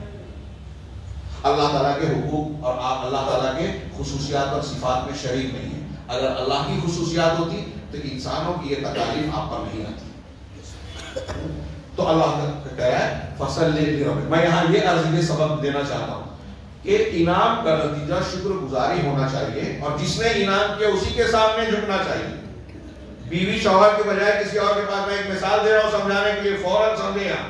تو ایسے ہی جب اللہ نے انعامات کیا تو کسی اور کے سامنے کیوں جھکے، کیوں کسی کا شکر ادا کریں، کیوں کسی کے ترانے گائیں؟ جس کا جو مقام ہے وہ دیا جائے، عزت دی جائے، لیکن اللہ کا حق کسی اور کو دے رہا ہے تو یہ سب سے بڑی بے وفائی ہے، ناشکری ہے۔ میں اس عورت سے زیادہ بڑی بے وفائی ہے جو اپنے شوہر کو چھوڑ کر دوسرے کے پاس جاتی ہے۔ ایک بات تو اب جتنا بڑی نعمت اتنی شکر گزاری ہونی چاہیے۔ یہ سبق سمجھ میں آ گیا نا، فائدہ سورہ کوثر کا۔ اب ہم اور آپ جائزہ لیں کہ ہم میں سے یہاں بیٹھے ہوئے لوگوں کو اللہ تعالیٰ نے کیا کیا نعمتیں دی ہیں۔ کسی کو علم کی نعمت دی، کسی کو زبان و ادب کی نعمت دی ہوگی، کسی کے پاس دولت اور پیسہ ہوگا، کسی کے پاس علم دین ہوگا، کسی کے پاس دنیا کا علم ہوگا، کسی کے پاس کوئی پوسٹ ہوگی، نوکری ہوگی، ذہنی صلاحیت ہوگی۔ مردوں کی طرح خواتین میں اللہ تعالیٰ نے الگ الگ نعمتوں سے ہر ایک کو نوازا ہوگا۔ کیا ہم ان نعمتوں کی قدر کر رہے ہیں؟ یہ سب چھوڑیے، اب اس مسجد میں بیٹھے ہیں، ہم مسلمان ہیں، مسلمان ہے نا۔ اسلام دنیا کی جتنی بھی نعمتیں ہیں، ہدایت اسلام سب سے اونچی نعمت، اور اسلام کو ماننے والوں میں بہت سارے فرقے ہیں۔ ہمارے استاد کہتے ہیں، میں کئی جگہ دہرا چکا ہوں، یہاں بھی دہرا دوں کہ تھوڑی دیر کے لیے غور کیجئے کہ دنیا میں کتنے مذہب ہیں۔ ہمارے گرد و پیش میں کچھ ایسے لوگ ہیں جو پتھر کو، درخت کو، جتنے کنکر اتنے شنکر کو پوج رہے ہیں۔ اگر ہم ان کے گھر میں پیدا ہوتے ہم بھی وہی ماننے والے ہو سکتے تھے نا۔ اللہ نے بچایا۔ آج کرسمس منانے والے حضرت مسیح کی ولادت کا دن مان رہے ہیں، اللہ کا بیٹا کہہ کے نعوذ باللہ۔ کتنا سنگین گناہ ہے۔ اللہ تعالیٰ نے اس کا ذکر کرتے ہوئے سورہ مریم میں کہا کہ یہ رحمان کے لیے بیٹے کا دعویٰ کرتے ہیں۔ زمین آسمان پھٹ سکتا ہے، زمین شک ہو سکتی ہے، پہاڑ ریزہ ریزہ ہو سکتے ہیں، اندھار رحمان والا کہ رحمان کے لیے بیٹے کا دعویٰ کرتے ہیں۔ اگر ہم ان کے گھر میں پیدا ہوتے ہم بھی یہی کہتے ہیں، یہودیوں کے گھر پیدا ہوتے ہیں، بدھسٹ کے گھر پیدا ہوتے ہیں، جین مذہب کے ماننے والے بے دین لوگوں کے گھر پیدا ہوتے ہیں، وہاں پیدا ہوتے اور اپنے ماں باپ کے دین کو صحیح سمجھتے، اس غلط کو صحیح مان کر یہ دین حق کی تعلیمات آتی اس کو ٹھکراتے، اس کے خلاف سازش کرتے، اسلام مسلمان سے نفرت کرتے، تو کیا بنتا ہمارا؟ اللہ نے اس سے بچایا، کیا یہ نعمت نہیں ہے؟ اس سے بڑھ کر دنیا میں کوئی نعمت نہیں۔ ہمارا استاد شیخ صفی الرحمان مبارک پوری رحمہ اللہ نے اپنے ایک درس میں کہا کہ میں جب سوچتا ہوں تو اس ایک نعمت کے مقابلے میں سوچتا ہوں، ہم صرف اس ایک نعمت کا شکریہ ادا نہیں کر سکتے کہ اللہ نے ہم کو مسلمان بنایا، اور مسلمان میں وہ مسلمان بنایا جو قرآن و حدیث کو ماننے والا، توحید کو ماننے والا ہے۔ ایک تو یہ کہ ان مذاہب میں سے نہیں، اب مسلمانوں میں دیکھیے کیسے کیسے مسلمان ہیں۔ ایک آدمی کے سامنے اللہ کے رسول اللہ کی حدیث پیش کی جاتی، کہتا پیر صاحب ہمارے جن کے سلسلے پر میں بیعت ہوں وہ ایسا کہتے ہیں، حدیث کے خلاف ہے، تو ہم تو پیر صاحب کے ہاتھ پر بیعت ہے نا، ہم رسول کی بات کیسے مانیں؟ پیر صاحب تو ڈائریکٹ اللہ سے سنتے ہیں، نعوذ باللہ من ذلک۔ اسے پتہ بھی نہیں ہے کہ وہ کتنا بڑا جرم کر رہا ہے، رسول کی شان میں گستاخی کر رہا ہے، کفر کے راستے پہ جا رہا ہے۔ حدیث رسول یہ ہے، ہمارا مسلک، ہمارے امام کا تو یہ کہنا ہے۔ معمولی بات سمجھتے ہیں اس کو، آج ہمارے یہاں یہ بات کامن ہے، اس کو بولنے میں کوئی دکھ دقت بھی محسوس نہیں کرتا۔ صحابہ کرام کے زمانے میں اگر کوئی یہ بول دیتا تو صحابہ کرام اس کو مجلس سے بھگا دیتے۔ دسیوں مثالیں بیان کر سکتا ہوں۔ صحیح مسلم میں عمران بن حسین صحابی رسول نے حیا خیر کے علاوہ کچھ نہیں لاتی، حیا ایمان کا جز ہے، یہ حدیث جب بیان کی تو مجلس کے ایک آدمی نے کہہ دیا کہ صحیح بات ہے، حکمہ کا بھی یہی کہنا ہے۔ اس نے اللہ کے رسول اللہ کے خلاف بات نہیں کہی تھی، تائید میں کہی تھی۔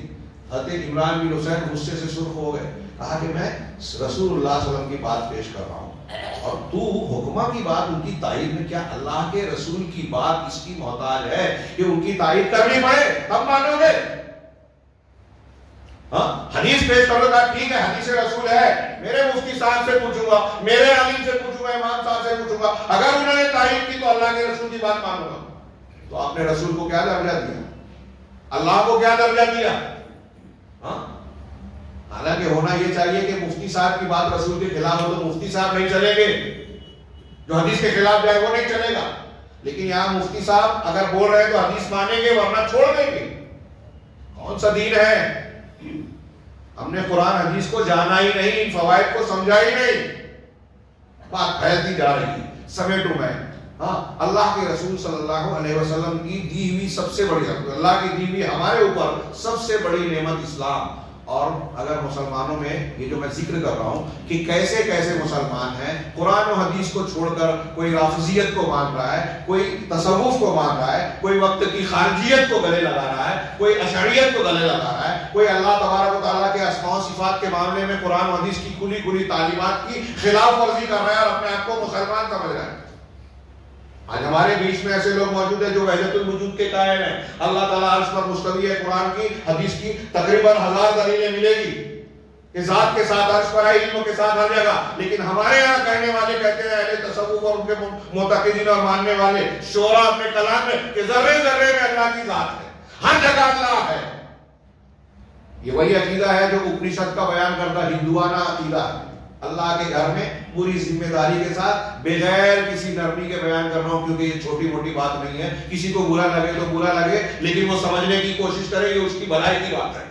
اگر وہ چیز مان رہا ہے وہ تو میں نہیں، علماء سلف حنفی علماء تک نے کہا کہ جو یہ مانتا ہے کہ اللہ تعالیٰ ہر جگہ ہر چیز میں ہے، کسی میں حلول کرتا ہے، تو وہ نصارہ سے زیادہ بڑا کافر ہے، کیونکہ نصارہ نے تو صرف حضرت عیسیٰ کے اندر اللہ کو مانا، یہ تو ہر چیز میں مان رہا ہے، اتنا بڑا کافر ہے۔ تو خیر، میں یہ عرض کرنا چاہتا ہوں کہ اگر ایسے گمراہ اور اہل بدعت اور غلط منہج والے مسلمانوں کے بیچ میں اللہ نے ہم کو یہ نعمت دی کہ ہم قرآن و حدیث توحید و سنت والے صحیح دین کو سیکھ سکیں، جان سکیں، مانے، قبول کرنے کی اللہ نے توفیق دی۔ بہت سے ایسے ہیں جو جاننے کے بعد کہتے ہیں ہاں بھائی آپ کا مسلک تو درست ہے، لیکن ہم کو قبول کرنے میں بڑا دقت ہے۔ غیر مسلم میں بھی بہت سے ایسے ہیں کہ ٹھیک ہے یہ دھرم سچا ہے، لیکن ہمارے لیے کچھ مجبوریاں ہیں، مان کر بھی ہرقل سے لے کر آج تک اللہ کے رسول نے جس کے پاس خط لکھا تھا مان کر بھی ایمان نہیں لایا۔ تو توفیق بھی ہوتی ہے اللہ کی، تو ہم کو توفیق ملی، یہ دین ملا، یہ قرآن و حدیث ملا۔ میں سوال کر رہا ہوں، آپ سے جواب دیجئے کہ کیا اس سے بڑی کوئی نعمت دنیا میں ہم کو اور آپ کو مل سکتی ہے؟ نہیں۔ کیا ہم اس کی قیمت اور قدر و قیمت جان رہے ہیں، اس کا شکر ادا کر رہے ہیں؟ کچھ پرسنٹ اللہ کے پاس کیا جواب دیں گے؟ ہاں، یہ سلفیت جس کا لوگ تانا دیتے ہیں، اہل حدیث ہونا جس پر لوگ الزام لگاتے ہیں، یہ لوگ الزام دے رہے ہیں، ہماری نظر میں اس سے بڑھ کر دنیا میں کوئی نعمت ہے ہی نہیں۔ ہاں، اس پر کبھی شرمندہ نہ ہو، فخر کریں، اللہ کا شکر ادا کریں کہ یہ سب سے قیمتی دولت اللہ نے ہم کو عطا کی ہے، ہدایت۔ اس سے بڑھ کر ہاں، اگر ایک وقت کا بادشاہ اس سے محروم ہے تو وہ فقیر ہے، غریب ہے، محتاج ہے۔ ہم جھوپڑے میں رہیں، ہاں، 4 دن میں ایک مرتبہ کھانا کھائے، 1 دن میں نہیں، 4 دن میں فاقہ کشی کریں، لیکن اگر ہدایت ہم کو ملی ہے تو ہم بادشاہ ہیں۔ اس سے بڑی کوئی نعمت نہیں ہے۔ اس نعمت کو پہچانیے، اور اس نعمت کو پہچان کر اس کا شکر ادا کرنے کا مطلب کیا ہے؟ قرآن و حدیث کی تعلیمات کو گلے سے لگائیے۔ ہم لمبی میں بھی تقریر کر رہا ہوں، اللہ عمل کی توفیق دے، لمبی تقریریں کرتے ہیں، یہاں بیٹھے ہوئے بہت سارے لوگ ابھی مجھے بھی بتائیں گے، دوسرے علماء کو بھی بتائیں گے، مولانا کو فلاں بات ایسے نہیں کہنا تھی، ایسے کہنا تھی، یہ چیز چھوڑ دی، یہ بیان کرنا تھا۔ ہاں، گوگل کی بٹن پر لائبریریاں ہیں، علم اور معلومات کی کمی نہیں ہے، انفارمیشن بہت ہے، عمل نہیں ہے۔ توفیق سے اس نعمت کی قدر ہم کریں گے تو اس کے لیے خدمت کریں گے۔ صحابہ کرام، سلف صالحین، ہاں، کیسے کیسے لوگ تھے۔ یہ حدیث قرآن ہم کو تھوڑا سا خطبہ جمعہ میں درس میں دیری ہو جائے تو لوگوں کو اکتاہٹ ہونے لگتی ہے، بور ہونے لگتے ہیں۔ علماء کے پاس وقت گزارنے کے لیے وقت نہیں، ٹائم نہیں ہے۔ مجلسوں میں شوق کی جگہوں پر کرکٹ میں، کھیل کود میں، گانے بجانے کی محفلوں میں خوب وقت ہے۔ تھوڑی دیر کے لیے سوچئے کہ ہم سننے کا، ایک دو حدیث کو جاننے کا موقع ہمارے پاس نہیں ہے۔ امام بخاری، امام مسلم، امام ترمذی، امام مسلم، علامہ ابن تیمیہ اور دنیا بھر کے جو ہمارے اسلاف کی ایک لمبی فہرست ہے، ان لوگوں نے اپنی زندگیاں گزار دی قرآن حدیث سیکھنے، سکھانے، لکھنے، ان کی حفاظت کرنے میں، صحیح اور غلط کی چھٹائی کرنے میں۔ اللہ نے ان کو اس کے لیے مامور کیا۔ قرآن حدیث کی حفاظت، یہ قرآن حدیث کی حفاظت اللہ نے کروائی کس کے لیے؟ بعد کی نسلوں پر حجت پوری کرنے کے لیے۔ ہم یہ نہیں کہہ سکتے کہ قرآن حدیث ہمارے پاس نہیں آیا، اللہ تعالیٰ کی ہدایت ہے، یہ خیر کثیر کا حصہ ہے جو اللہ نے امت محمدیہ کو دیا۔ آپ کو خاتم النبیین بنایا، آپ کے بعد نبی آنے والا نہیں، تو آپ پر نازل ہونے والی کتاب اور شریعت کو اللہ نے قیامت تک محفوظ کر دیا۔ کیسے محفوظ کیا؟ تالا لگا کے، فرشتوں کے ذریعے نہیں، امت کے اس طائفے کو، اس گروہ کو پیدا کیا جو قرآن و حدیث چیز کو سیکھے گا، سیکھتا ہے، سکھاتا ہے، عمل کرتا ہے اور اس کے مخالفین کا رد کرتا ہے، الزامات کو جھیلتا ہے، مخالفتوں کو سہتا ہے، لیکن قربانیاں دیتا ہے، جانیں گنوا دی، دنیا کی زندگیاں لگا دی، پیسہ خرچ کیا، لیکن اس کی حفاظت کی۔ اور ہمارے پاس وقت نہیں ہے اس نعمت کی قدر کرنے کا۔ اس ہندوستان میں آپ دیکھیں ہمارے اسلاف نے کیا کچھ قربانیاں دی ہیں، وقت نہیں ہے، ہم موضوع سے ہٹ جائیں گے، اس لیے آگے بڑھتا ہوں۔ اس کی قدر و قیمت پہچانی ہے۔ اِنَّا أَعْطَيْنَاكَ الْكَوْثَرَ فَصَلِّ لِرَبِّكَ وَانْحَرْ میں ہم آگے بڑھتے ہیں۔ اس میں جو قاعدہ ملا کہ نعمت کا شکر ادا کریں، سب سے بڑی نعمت قرآن و حدیث اور توحید کی ملی ہے میرے بھائیوں اور آپ کو۔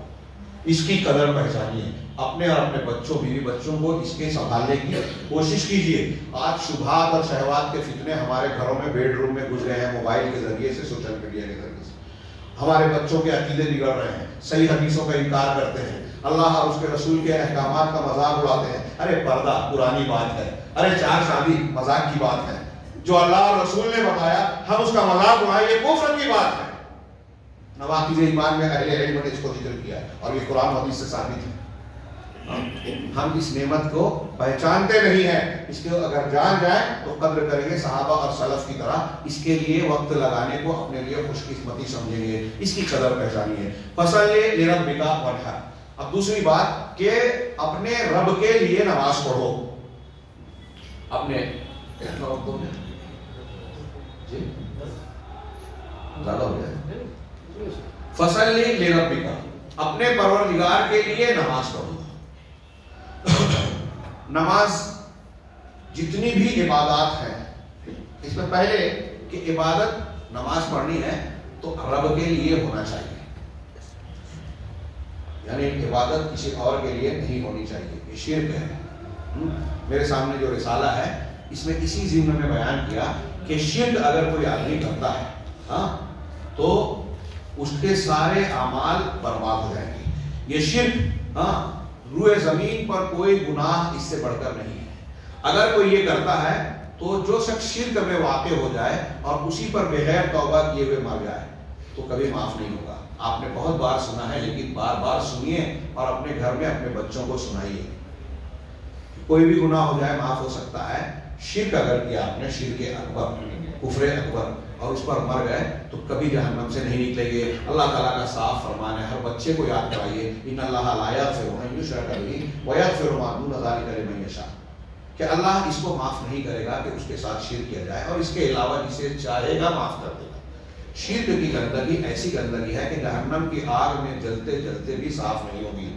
جنت پاکیزہ جگہ ہے، وہاں صرف پاکیزہ لوگ جائیں گے، اور پاکیزگی جب توحید سے حاصل ہوتی ہے، جو جتنا توحید میں پکا ہوگا اتنا پاکیزہ ہے، اور جس کے اندر شرک ہو گیا وہ اتنا گندا ہے، اور شرک اکبر آ گیا تو وہ گندگی جہنم کی آگ سے جلنے سے بھی صاف نہیں ہوگی، لہذا وہ معافی کا حقدار نہیں ہوگا۔ اسی طریقے سے شرک ایسا گناہ ہے جو سارے اعمال کو برباد کر دیتا ہے۔ اللہ نے فرمایا سورہ انعام میں وَلَوْ أَشْرَكُوا لَحَبِطَ عَنْهُمْ مَا كَانُوا يَعْمَلُونَ۔ 18 انبیاء کا ذکر کرنے کے بعد اللہ نے کہا کہ اگر یہ نبی انبیاء بھی شرک کرتے تو ان کے سارے عمل جو وہ کرتے ہیں سب کے سب برباد ہو جائیں گے۔ دوسری جگہ پر اللہ کے نبی صلی اللہ علیہ وسلم نے خطاب کر کے کہا لَئِنْ أَشْرَكْتَ لَيَحْبَطَنَّ عَمَلُكَ، اگر آپ بھی شرک کریں تو آپ کے عمل برباد ہو جائیں گے۔ سوچئے تھوڑی دیر کے لیے، ہم بہت مرتبہ سن کر سرسری گزر جاتے ہیں، اس سے بڑھ کر کوئی بات ہو سکتی ہے کہ نبی کو اللہ تعالیٰ کہہ رہا ہے، جبکہ نبی شرک سے بہت کم درجے کے گناہ کو بھی ملوث نہیں ہو سکتے تھے، پھر بھی آپ سے کہہ رہا ہے کہ اگر آپ بھی شرک کریں، مقصد اس کی شناعت اباحت بیان کرنا ہے کہ یہ کتنی بری چیز ہے کہ پیغمبر کر تو نہیں سکتے، لیکن اگر کیا تو نتیجہ یہ نکلے گا ہم اور آپ کس کھیت کی بنی ہے۔ یہ اللہ کا اٹل قانون ہے، اللہ تبارک و تعالیٰ نے بہت صاف صاف بیان کر دیا۔ شرک اللہ تبارک و تعالیٰ کا ایسا جرم ہے اللہ کی شان میں کہ اللہ تعالیٰ جو شرک کر کے مرے گا اس کے لیے جنت حرام ہوگی۔ انہ من یشرک باللہ فقد حرم اللہ علیہ الجنہ ومأواه النار وما للظالمین من انصار۔ یہ آیتیں اور یہ سب کچھ ہم نے سنا۔ اب اللہ تبارک و تعالیٰ اسی شرک سے بچنے کے لیے کہہ رہا ہے کہ آپ کی نماز، آپ کی قربانیاں، آپ کی عبادتیں کسی اللہ کے علاوہ کے لیے نہیں ہونی چاہیے۔ آپ کسی اور کے لیے اگر یہی عبادتیں کر رہے ہیں یہ شرک اکبر ہے۔ آج مسلمان کہلانے والا کتنا بڑا طبقہ کوئی اولیاء اور صالحین کو پوج رہا ہے، ان کی قبروں کو پوج رہا ہے، ان کے آثار کو پوج رہا ہے، ان کے مقدسات کو پوج رہا ہے، اور ان کے حلال اور حرام کو اللہ تبارک و تعالیٰ کے حلال و حرام کی طرح سمجھ کر ان کے ساتھ اللہ کے ساتھ شرک کر رہا ہے. ایسی کتنی شکلیں ہیں. پھر شرک کے اصغر کی شکلیں تو اور زیادہ ہیں. ہمارے بچے، نوجوان، دین سے دور لوگ، خواتین فلمیں، T V channel, T V serials دیکھ کر ان کی تہذیب و ثقافت سے متاثر ہو رہے ہیں اور سمجھ رہے ہیں کہ کیا فرق پڑتا ہے، غیر مسلموں کے تہوار میں شریک ہو جائیں، ان کو وش کر دیں، مبارکباد دے دیں. ہاں، من تشبہ بقوم فہو منہم، بھول گئے جو کسی قوم کی مشابہت اختیار کرے وہ انہی میں سے. کہتے ہیں کہ یہ تنگ نظری ہے. یہ تنگ نظری نہیں ہے، رواداری کے اپنے حدود ہیں. اور اسلام نے جو رواداری کی تعلیم دی ہے نا، دنیا کے کسی مذہب میں اتنی معتدل تعلیم نہیں ملے گی. وہ ایک الگ موضوع ہے، لیکن یہ چیزیں ہمیں ملحوظ رکھنی چاہیے کہ اللہ تبارک و تعالیٰ کا دین جو ہمیں ملا ہے، ہم اس کی حفاظت کریں اور اس پر اپنے آپ کو، اپنے بال بچوں کو قائم رکھیں. شرک سے، کفر کی باتوں سے، اسلام کے دین کے مقابلے میں دوسرے دین کی تعلیمات کو قبول کرنے سے اپنے آپ کو بچائیں. فصل لربک، اپنے پروردگار کے لیے ساری زندگی گزاریں، اپنے رب کے لیے نماز پڑھیں. فصل. اب یہاں ایک بات تو یہ ہے کہ اللہ کے لیے نماز پڑھنا ہے مطلب ریاکاری بھی نہیں کرنا ہے. اس سے پہلے کی بالکل سورہ ہے رأیت الذی یکذب بالدین فذلک الذی یدعو الیتیم ولا یحض علی طعام المسکین فویل للمصلین الذین هم عن صلاتهم ساہون الذین هم یراؤون.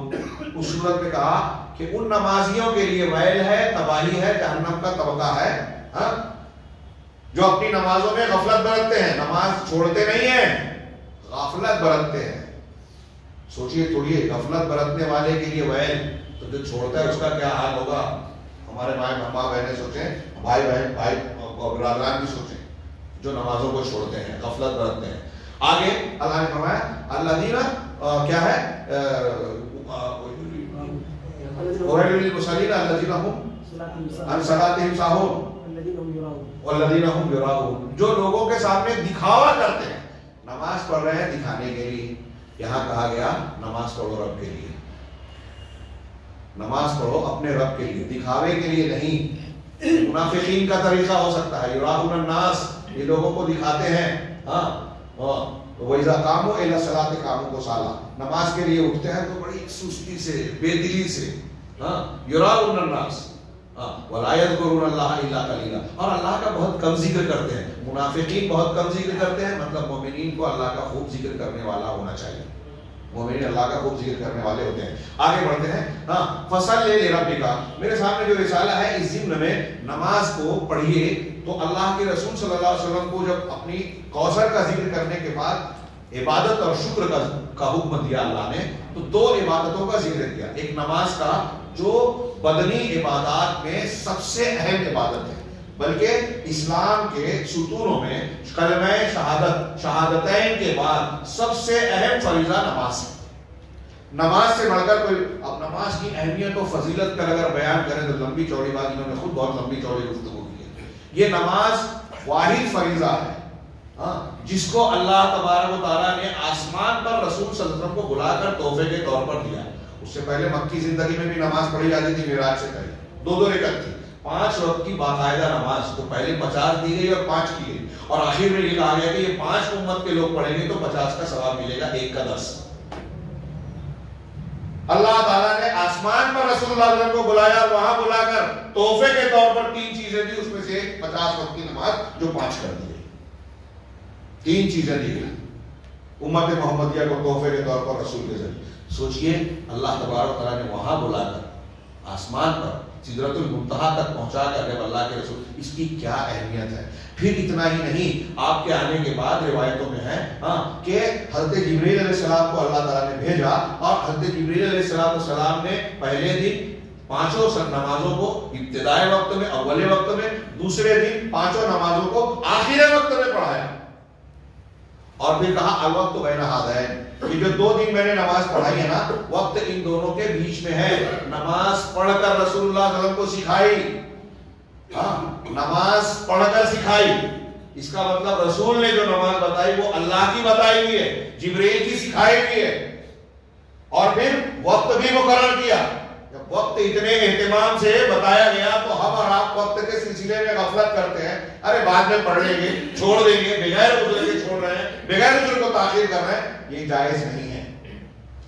انہوں نے اس پر بھی بیان کیا کہ کوئی شخص بغیر عذر کے اگر جماعت چھوڑ کر نماز پڑھتا ہے اس کی نماز نہیں ہوگی، روایتوں میں موجود ہے، میں اس تفصیل میں نہیں جا سکتا۔ نماز کی کتنی اہمیت ہے، قرآن و حدیث کی آپ کتابیں اٹھائیے، حدیث کی کتابیں جو ابواب ہیں، آپ نماز اور اس سے متعلقہ چیزوں کی سب سے زیادہ تفصیل پائیں گے۔ کتاب البیوع، کتاب الزکوٰۃ، کتاب الحج، اتنا مفصل ہے۔ کتاب الصلاۃ سب سے زیادہ، صلاۃ سے پہلے طہارت، نماز پڑھنے کے لیے وضو کرنا ہے، غسل کرنا ہے، دونوں طہارت کبریٰ اور صغریٰ دونوں حاصل کرنا ہے۔ پیشاب پاخانہ کیا، فلاں فلاں چیز کی تو وضو ٹوٹ گیا، نماز نہیں پڑھ سکتے۔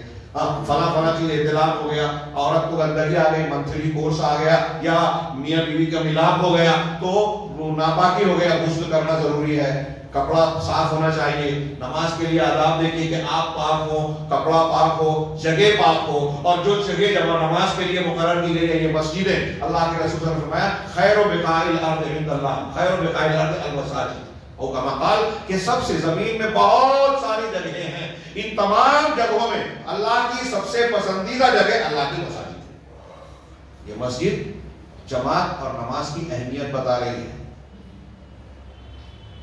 پھر ایک یہ کہ اگر کوئی شخص نماز نہیں پڑھتا، ایک شخص اگر نماز نہیں پڑھتا اس کا کیا حکم ہے؟ حنابلہ، عرب علماء اور آج یہ رسالے والے بھی کہتے ہیں کہ اگرچہ علماء اہل سنت اور ائمہ میں اختلاف ہے، امام احمد بن حنبل کہتے ہیں کہ نماز کا تارک جو جان بوجھ کر مسلمان چھوڑے، انکار نہ کرے، پھر بھی اس کی خصوصیت ہے، وہ کافر ہو جائے گا۔ دوسرا کوئی گناہ کرے گا تو گناہ کبیرہ کا مرتکب جو ہے کافر نہیں ہوگا، یہ خوارج کا مسئلہ ہے، لیکن نماز کے لیے وہ کہتے ہیں خصوصی دلیلیں ہیں، ان کا کہنا ہے کہ صحابہ کا اتفاق ہے، لیکن جمہور علماء امت کہتے ہیں کہ یہ کبیرہ گناہ ہے۔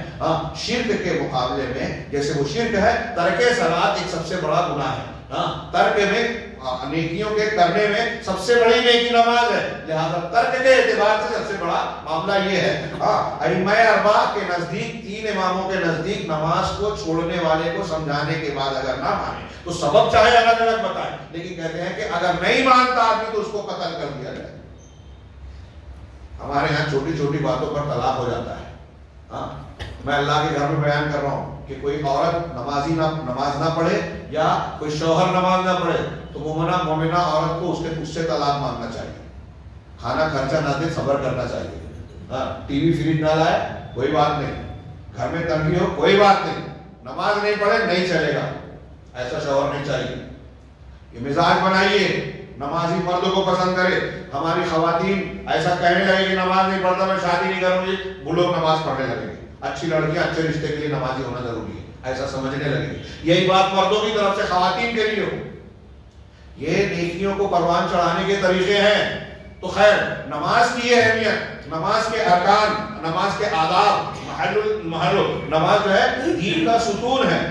جو شخص نماز کو ترک کرتا ہے وہ گویا اللہ تعالیٰ سے اپنے تعلق کی پہلی اور آخری چیز کو ترک کرتا ہے۔ بندہ نماز میں اپنے پروردگار سے جو مناجات کرتا ہے، اسی میں یہاں میرے سامنے کئی ایسے اقوال ہیں جو نماز کے ترک، حدیث ہے کہ جس نے نماز کو ترک کیا اس نے کفر کیا، جان بوجھ کر چھوڑنے والا، اور اس سے متعلق مباحث ہیں، میں نے تھوڑا سا اس کا سرسری سا ذکر کیا، اس پر آپ غور کر سکتے ہیں۔ آپ یہ بھی دیکھ سکتے ہیں کہ اللہ کے رسول صلی اللہ علیہ وسلم نے قرآن میں بار بار اقامت صلاۃ کا حکم دیا، سلو، اور یہ نہیں کہا کہ جیسے چاہو نماز پڑھو، یہ نہیں کہا، بلکہ یہ کہا نماز قائم کرو۔ یہ اقامت صلاۃ میں نماز کی پابندی، اس کے شرائط، اس کے احکام و آداب کا لحاظ اور اس پر توجہ، ساری باتیں اس کے اندر شامل آ جاتی ہے جو محض نماز کو پڑھنے کے حکم سے اونچا درجہ رکھتی ہے۔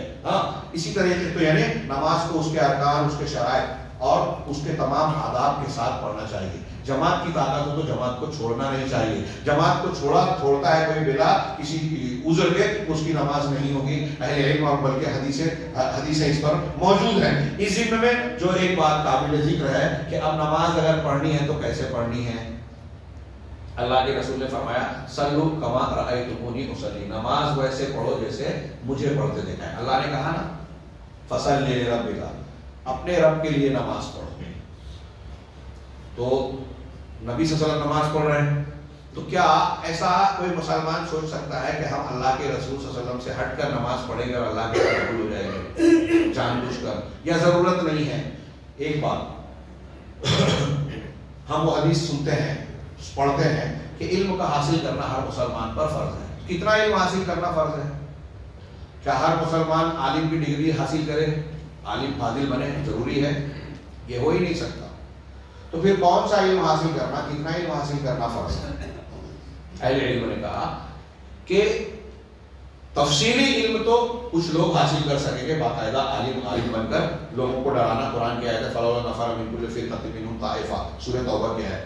ہاں کچھ لوگ عالم تفصیلی بنیں گے، لیکن ہر مسلمان پر بالعین وہ علم حاصل کرنا فرض ہے جس کے بغیر وہ اپنے اوپر عائد فرائض کو ادا نہیں کر سکتا، حرام سے بچ نہیں سکتا. مثال کے طور پہ سب سے اولین، سب سے ضروری، سب سے پہلا جو قبر میں سوال ہوگا، عقیدے سے متعلق تمہارا رب کون ہے، تمہارا دین کیا تھا، محمد صلی اللہ علیہ وسلم کے بارے میں تمہارا کیا کہنا ہے. تو یہ عقائد کے بارے میں ہر انسان کو بنیادی تعلیم حاصل کرنا ضروری ہے.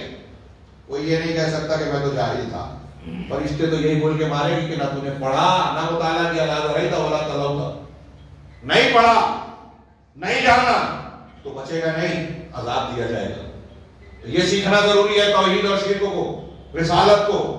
اب نماز ہر ایک پر فرض ہے، اور فرض بھی کیسے، کسی بھی حالت میں نماز کا فریضہ ہم سے ہٹتا نہیں ہے. صرف خواتین کو مخصوص حالت میں، حیض اور نفاس کی حالت میں رخصت ہے. اس کے علاوہ کسی مردوں کو تو جب تک ہوش و حواس موجود ہے، سینے تمیز سے ہم کو اور آپ کو حکم ہے کہ بچہ سینے تمیز 7 سال کا 8 سال کا ہو رہا تو مسجد لے جاؤ، 10 سال کا ہو تو نہ جانے پر مارو، وہ بالغ نہ ہوا ہو 10 سال کی پابندی لگا دی، کیونکہ زندگی بھر یہ فریضہ ادا کرنا ہے کوئی چھوٹی بات نہیں ہے. 5 وقت کی نماز مرتے دم تک پڑھنا ہی پڑھنا ہے، ہوش و حواس جب تک ہے. آپ صحت مند ہو، بیمار ہو، سفر میں ہو، حضر میں ہو، حالت خوف میں ہو، بیٹھ کھڑے ہو کر نہیں پڑھ سکتے تو بیٹھ کر نہیں پڑھ سکتے تو لیٹ کر اشارے سے پڑھیں. غسل اور وضو نہیں کر سکتے، پانی نہیں ہے، بیمار ہو تو تیمم کر کے پڑھنا ہے. قبلہ نہیں معلوم ہے تو جدھر رخ ہے ادھر پڑھنا ہے، کپڑا نہیں ہے تو بے ستر پڑھنا ہے. حالت جنگ میں ہو، دشمن سامنے ہے پھر بھی پڑھنا ہے. دشمنوں کے صلاۃ خوف سورہ نساء میں دیکھیے اللہ کے رسول نے، اللہ تعالیٰ نے بیان کیا اور حدیثوں میں صلاۃ خوف پڑھنے کا طریقہ بتایا، کیسے جماعت ہوگی، کیسے نماز پڑھے. جنگ کی حالت میں بھی یہ نماز معاف نہیں ہے. سوچئے کتنی اہمیت کی حامل چیز ہے. اب یہاں ایک بات یہ بھی، یہ میں تھوڑی اس تفصیل سے تھوڑا دوسری طرف جا رہا ہوں کہ نماز کی اس عمل میں یہ بات واضح ہو گئی کہ یہ اللہ کی عبادت ہے. اب اللہ کی عبادت ہم نماز کے لیے کھڑے ہونے سے سلام پھیرنے تک کیا کیا عمل کرتے ہیں؟ اللہ کا کلام پڑھتے ہیں، اللہ کی تکبیر بیان کرتے ہیں، اس کا ذکر کرتے ہیں، اس سے دعا مانگتے ہیں. ظاہر میں رکوع سجدہ یہ سب عبادت ہے. جو کلمات ہم کہہ رہے ہیں اللہ اکبر عبادت ہے. اب ہم کسی اور کی جے پکارے، کسی اور کی جے پکارے اللہ کے سوا تو اللہ اکبر کہنے کے بجائے اللہ اکبر کہہ رہے ہو، وہ ویسا ہی ہے. کسی اور کے سامنے رکوع کریں تو یہ رکوع اللہ کے لیے خاص ہو گیا نا، اللہ کی عبادت ہے نا. تو اب کسی اور کی رکوع کیا تو وہ شرک ہو گیا. سجدہ یہاں کیا، قبر پہ جا کے کیا. کسی بزرگ کا آج کل کلپس آتی ہے، میں تو دیکھ کر حیران ہوں، میں نہیں جانتا تھا، اگر کلپ نہیں دیکھتا تو میں مانتا نہیں کہ آج کل کچھ ایسے پیر صاحبان ہیں مسجد میں یا ان کے خانقاہ میں کھڑے ہیں، لوگ آ کے سجدہ کر رہے ہیں اور وہ حضرت جھوم رہے ہیں، روک نہیں رہے، پیٹ تھپ تھپا رہے ہیں، آشیرواد کی طرح ان کو جو ہے معلوم نہیں کیا دیتے ہیں. سجدہ نماز میں ایک عمل ہے. نماز کے جتنے عمل ہیں ظاہری باطنی، خشوع خضوع اس میں ہوتا ہے، اللہ کی طرف توجہ ہوتی ہے، رخ قبلہ کی طرف ہوتا ہے. ایسی کوئی بھی چیز اگر آپ نے کسی اور کے لیے کی، ایسا رخ اگر آپ نے کسی کی قبر کی طرف کر کے اس کی طرف توجہ کی، شرک کیا آپ نے. کسی اور کو رکوع کیا، شرک کیا. نماز میں جیسا اللہ کے لیے خشوع خضوع ہوتا ہے، اللہ کے لیے دعا ہوتی ہے، اللہ کی کبریائی کا بیان ہوتا ہے، اللہ اکبر. اب آپ نے ایسی تکبیر کسی اور کی بیان کی تو آپ نے شرک کیا. فصل لربک کا نماز صرف رب کے لیے ہوگی. نماز کے جتنے اعمال ہیں اس میں سے کوئی بھی عمل کسی اور کے لیے نہیں ہوگا. ایک بات، نماز کیسے پڑھی جائے گی، میں اس بات سے یہاں پھسل گیا. نماز ویسے پڑھی جائے گی، اللہ کے رسول نے صاف اعلان کیا، کوئی مذاق نہیں ہے. میں جو بات کہہ رہا ہوں کوئی مسلکی اختلاف کی بات نہیں. صلو کما رأیتمونی اصلی، نماز ویسے پڑھو جیسے مجھے دیکھا ہے. اگر کھل کر کہوں تو کچھ لوگوں کو برا لگے گا، لیکن کیا اس حدیث کا یہ معنی اگر میں کروں تشریح میں کہ محمدی نماز پڑھو، شافعی نہیں، مالکی نہیں، حنبلی نہیں، حنفی نہیں، بخاری نہیں، مسلم نہیں، فلاں نہیں، فلاں نہیں، شخصیات کی بات کر رہا ہوں. بخاری مسلم کی حدیث ہوگی تو وہ اللہ کے رسول کی بات ہوگی. اللہ اور ائمہ کرام امام ابو حنیفہ امام شافعی امام مالک کو ہم گمراہ نہیں کہتے. ان کی باتیں وہ بھی قرآن و حدیث کو ماننے والے تھے, لیکن جہاں ان کو حدیث نہیں پہنچی, جہاں ان کا اجتہاد ہوا اور قرآن حدیث کے خلاف بات پڑ گئی, اسے چھوڑ دیجیے. اگر اللہ کے رسول, میں اپنے دوستوں کو اور بہت سارے علماء کو جانتا ہوں جنہوں نے یہ کہا, کتابوں میں لکھا کہ ہم جانتے ہیں مانتے ہیں کہ رفع الیدین اللہ کے رسول کی سنت, فلاں چیز سنت رسول ہے, تورک حدیث سے ثابت ہے, لیکن ہمارے مسلک میں نہیں ہے. آپ کا مسلک کہاں سے پیدا ہوا؟ اللہ نے کہاں نازل کیا؟ ہاں تھوڑی دیر کے لیے سوچئے, کیا آپ اس فرمان کو بھول گئے؟ نماز ویسے پڑھو جیسے مجھے دیکھا ہے. اللہ کے رسول نے کیسے پڑھی؟ جیسے جبرائیل نے پڑھایا. جبرائیل نے کیسے پڑھایا؟ جیسے اللہ نے بتایا. اب اللہ اور رسول کی بتائی ہوئی چیز کو چھوڑ کر ہم فلاں اور فلاں کو لے لیں, کتنی بڑی ناشکری ہے. فصل لربک, سورۃ الکوثر کے فائدے کو نہ جاننے کا نتیجہ کہہ سکتے ہیں اس کو. تو نماز اللہ کے لیے.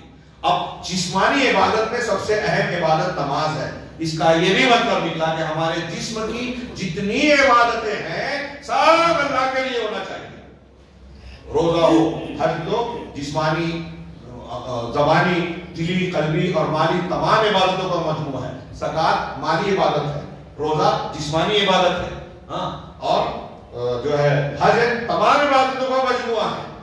تو ہماری جتنی, کسی کو کہا تحیات للہ والصلوات والطیبات, ہاں, ہمارے جسم کی قلبی عبادات ہوں, زبانی عبادات ہوں, مالی عبادات ہوں, جوازہ و جوارے کی, سب اللہ کے لیے. فصل لربک, اپنے پروردگار کے لیے نماز پڑھیے. ونحر, اور قربانی کیجیے.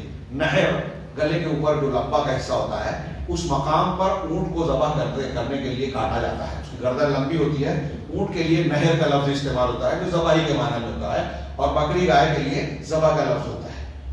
اس تفصیل سے ہٹ کر اللہ تعالیٰ نے یہاں یہ مالی عبادات میں ایک افضل ترین عبادت زکوٰۃ اور پھر یہ قربانی, اس کا ذکر کیا کہ قربانی بھی آپ اللہ کے لیے کریں.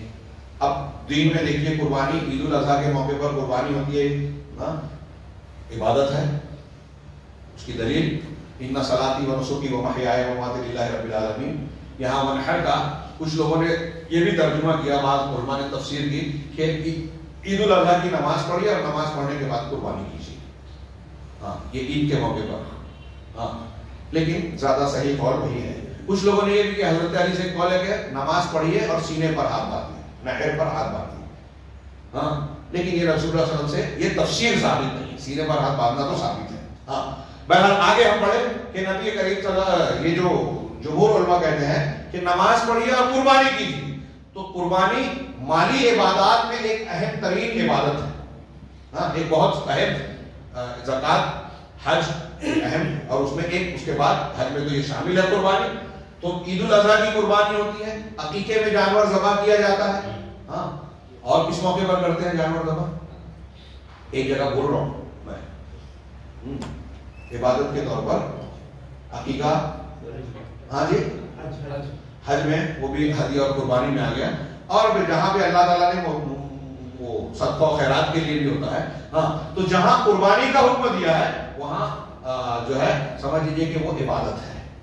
فصل لربک ونحر, یعنی جسمانی عبادت اللہ کے لیے کرو, مالی عبادت بھی اللہ کے لیے کرو. ان صلاتی و نسکی و محیایا و مماتی للہ رب العالمین, میری نماز, میرا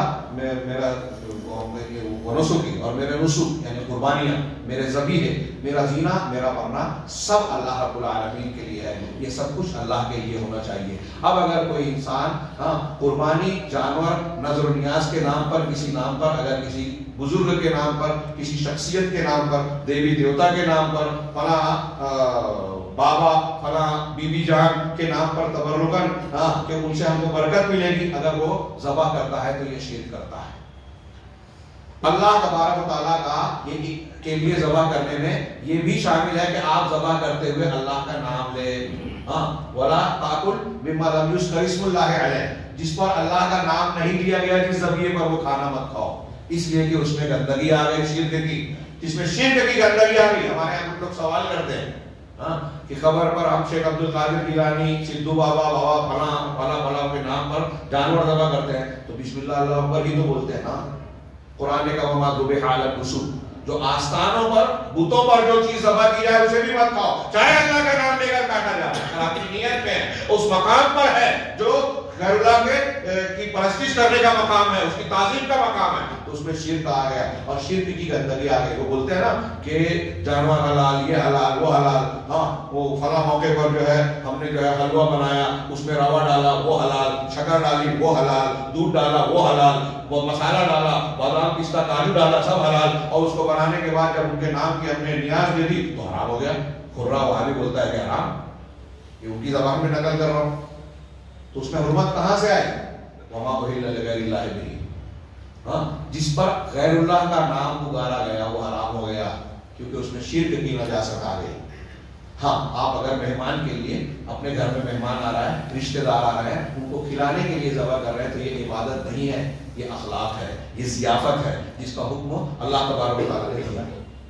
یہاں انہوں نے نماز کے ذمے میں ایک بات کہی تھی کہ جو لوگ نماز کو اس کے طریقے سے نہیں پڑھتے، اس کے آداب سے نہیں پڑھتے، ہاں ان کی کیا حیثیت ہے۔ بعض صحابہ کا قول نقل کیا کہ بڑے افسوس کی بات ہے کہ 10 30 سال 40 سال 50 سال ایک انسان نماز پڑھتا ہے، ہاں اور وہ طریقے سے نہیں پڑھتا، تو اس نے گویا نماز پڑھی ہی نہیں۔ حضرت حذیفہ کا واقعہ نقل کیا کہ انہوں نے ایک آدمی کو نماز پڑھتے ہوئے دیکھا، بلایا، پوچھا کہ تم کب سے یہ نماز پڑھ رہے ہو؟ تو اس نے دیکھا اور کیا ہے، حضرت یہاں انہوں نے وضاحت کی کہ حضرت حذیفہ ایک تابعی سے بات کر رہے ہیں، پھر اس سے پوچھا کہ تم کب سے نماز پڑھ رہے ہو؟ اس نے کہا یہ والی نماز میں 40 سال سے پڑھ رہا ہوں۔ تو حضرت حذیفہ نے کہا کہ 40 سال سے تم نے نماز پڑھی ہی نہیں۔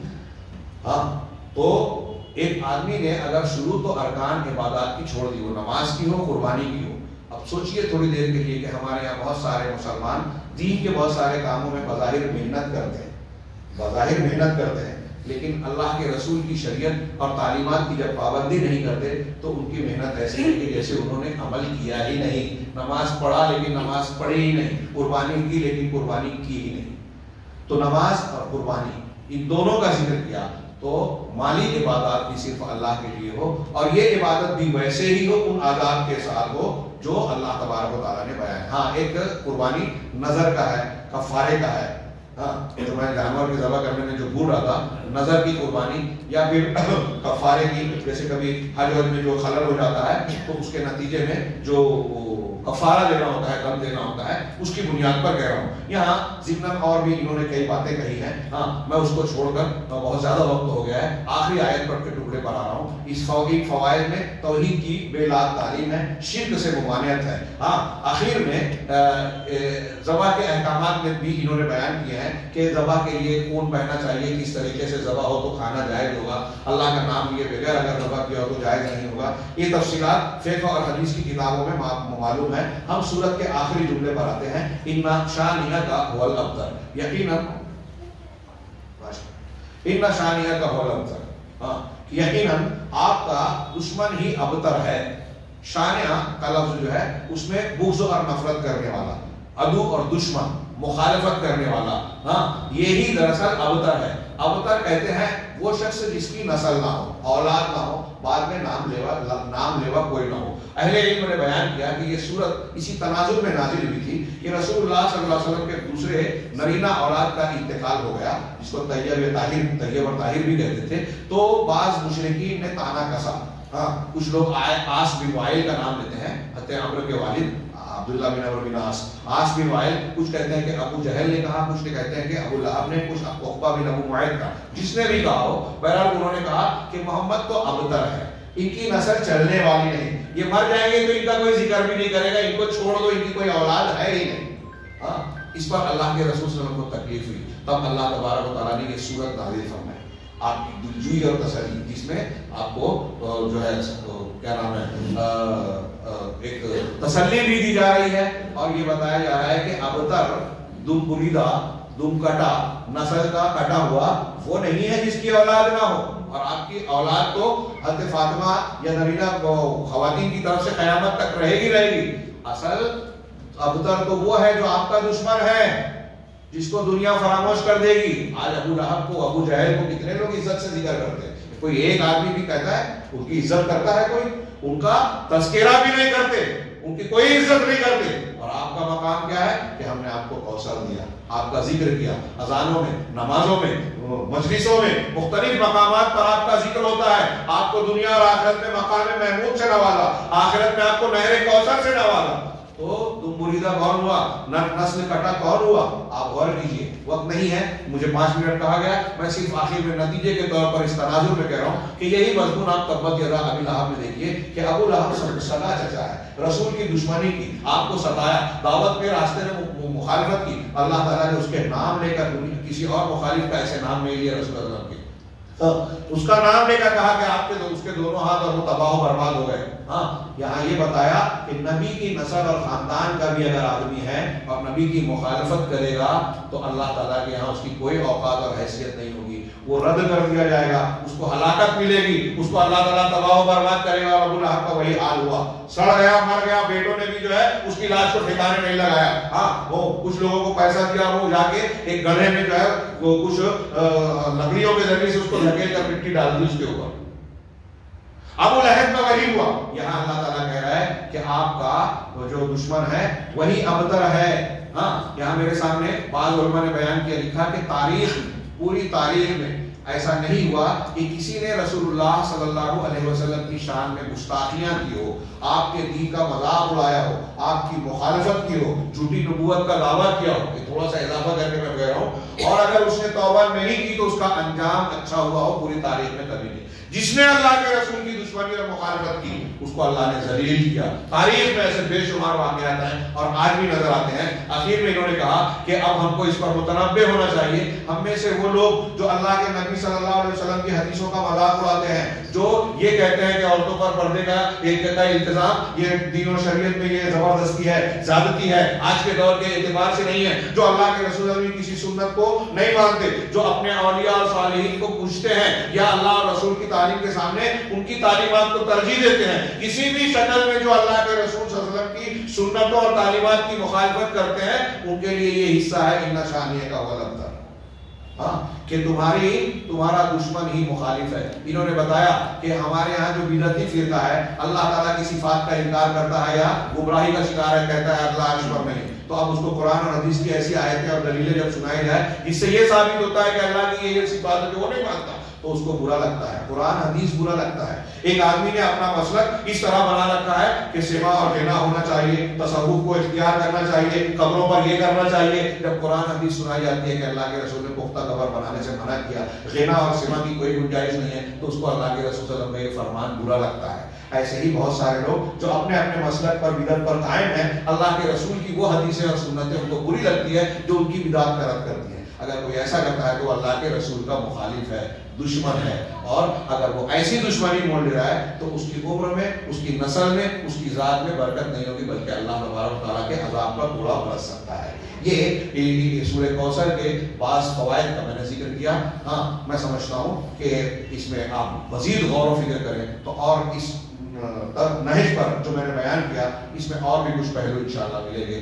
جیسا کہ میں نے شروع میں بیان کیا کہ ہر ہوتا لگانے والے کے لیے اللہ کے کلام میں نیا ہوتی ہے۔ اللہ تعالیٰ ہمیں اپنے کلام کو سمجھنے، اس کی ضروری ہدایت کو سمجھ کر اس پر عمل کرنے کی توفیق عطا فرمائے، اور اس کا جو بھی حق ہم پر عائد ہوتا ہے اسے اپنے علم اور طاقت کے مطابق اس حق کو ادا کرنے کی توفیق عطا فرمائے، اور اس کی برکت سے دنیا اور آخرت میں کامیابیوں سے نوازے، ہر قسم کے فتنے اور عذاب سے، ہر قسم کی گمراہی سے ہمیں، ہماری اولاد اور ہمارے تمام مسلمان بھائیوں کو محفوظ رکھے۔ اقول قولی ھذا واستغفر اللہ لي ولكم وصلی اللہ علی نبینا محمد۔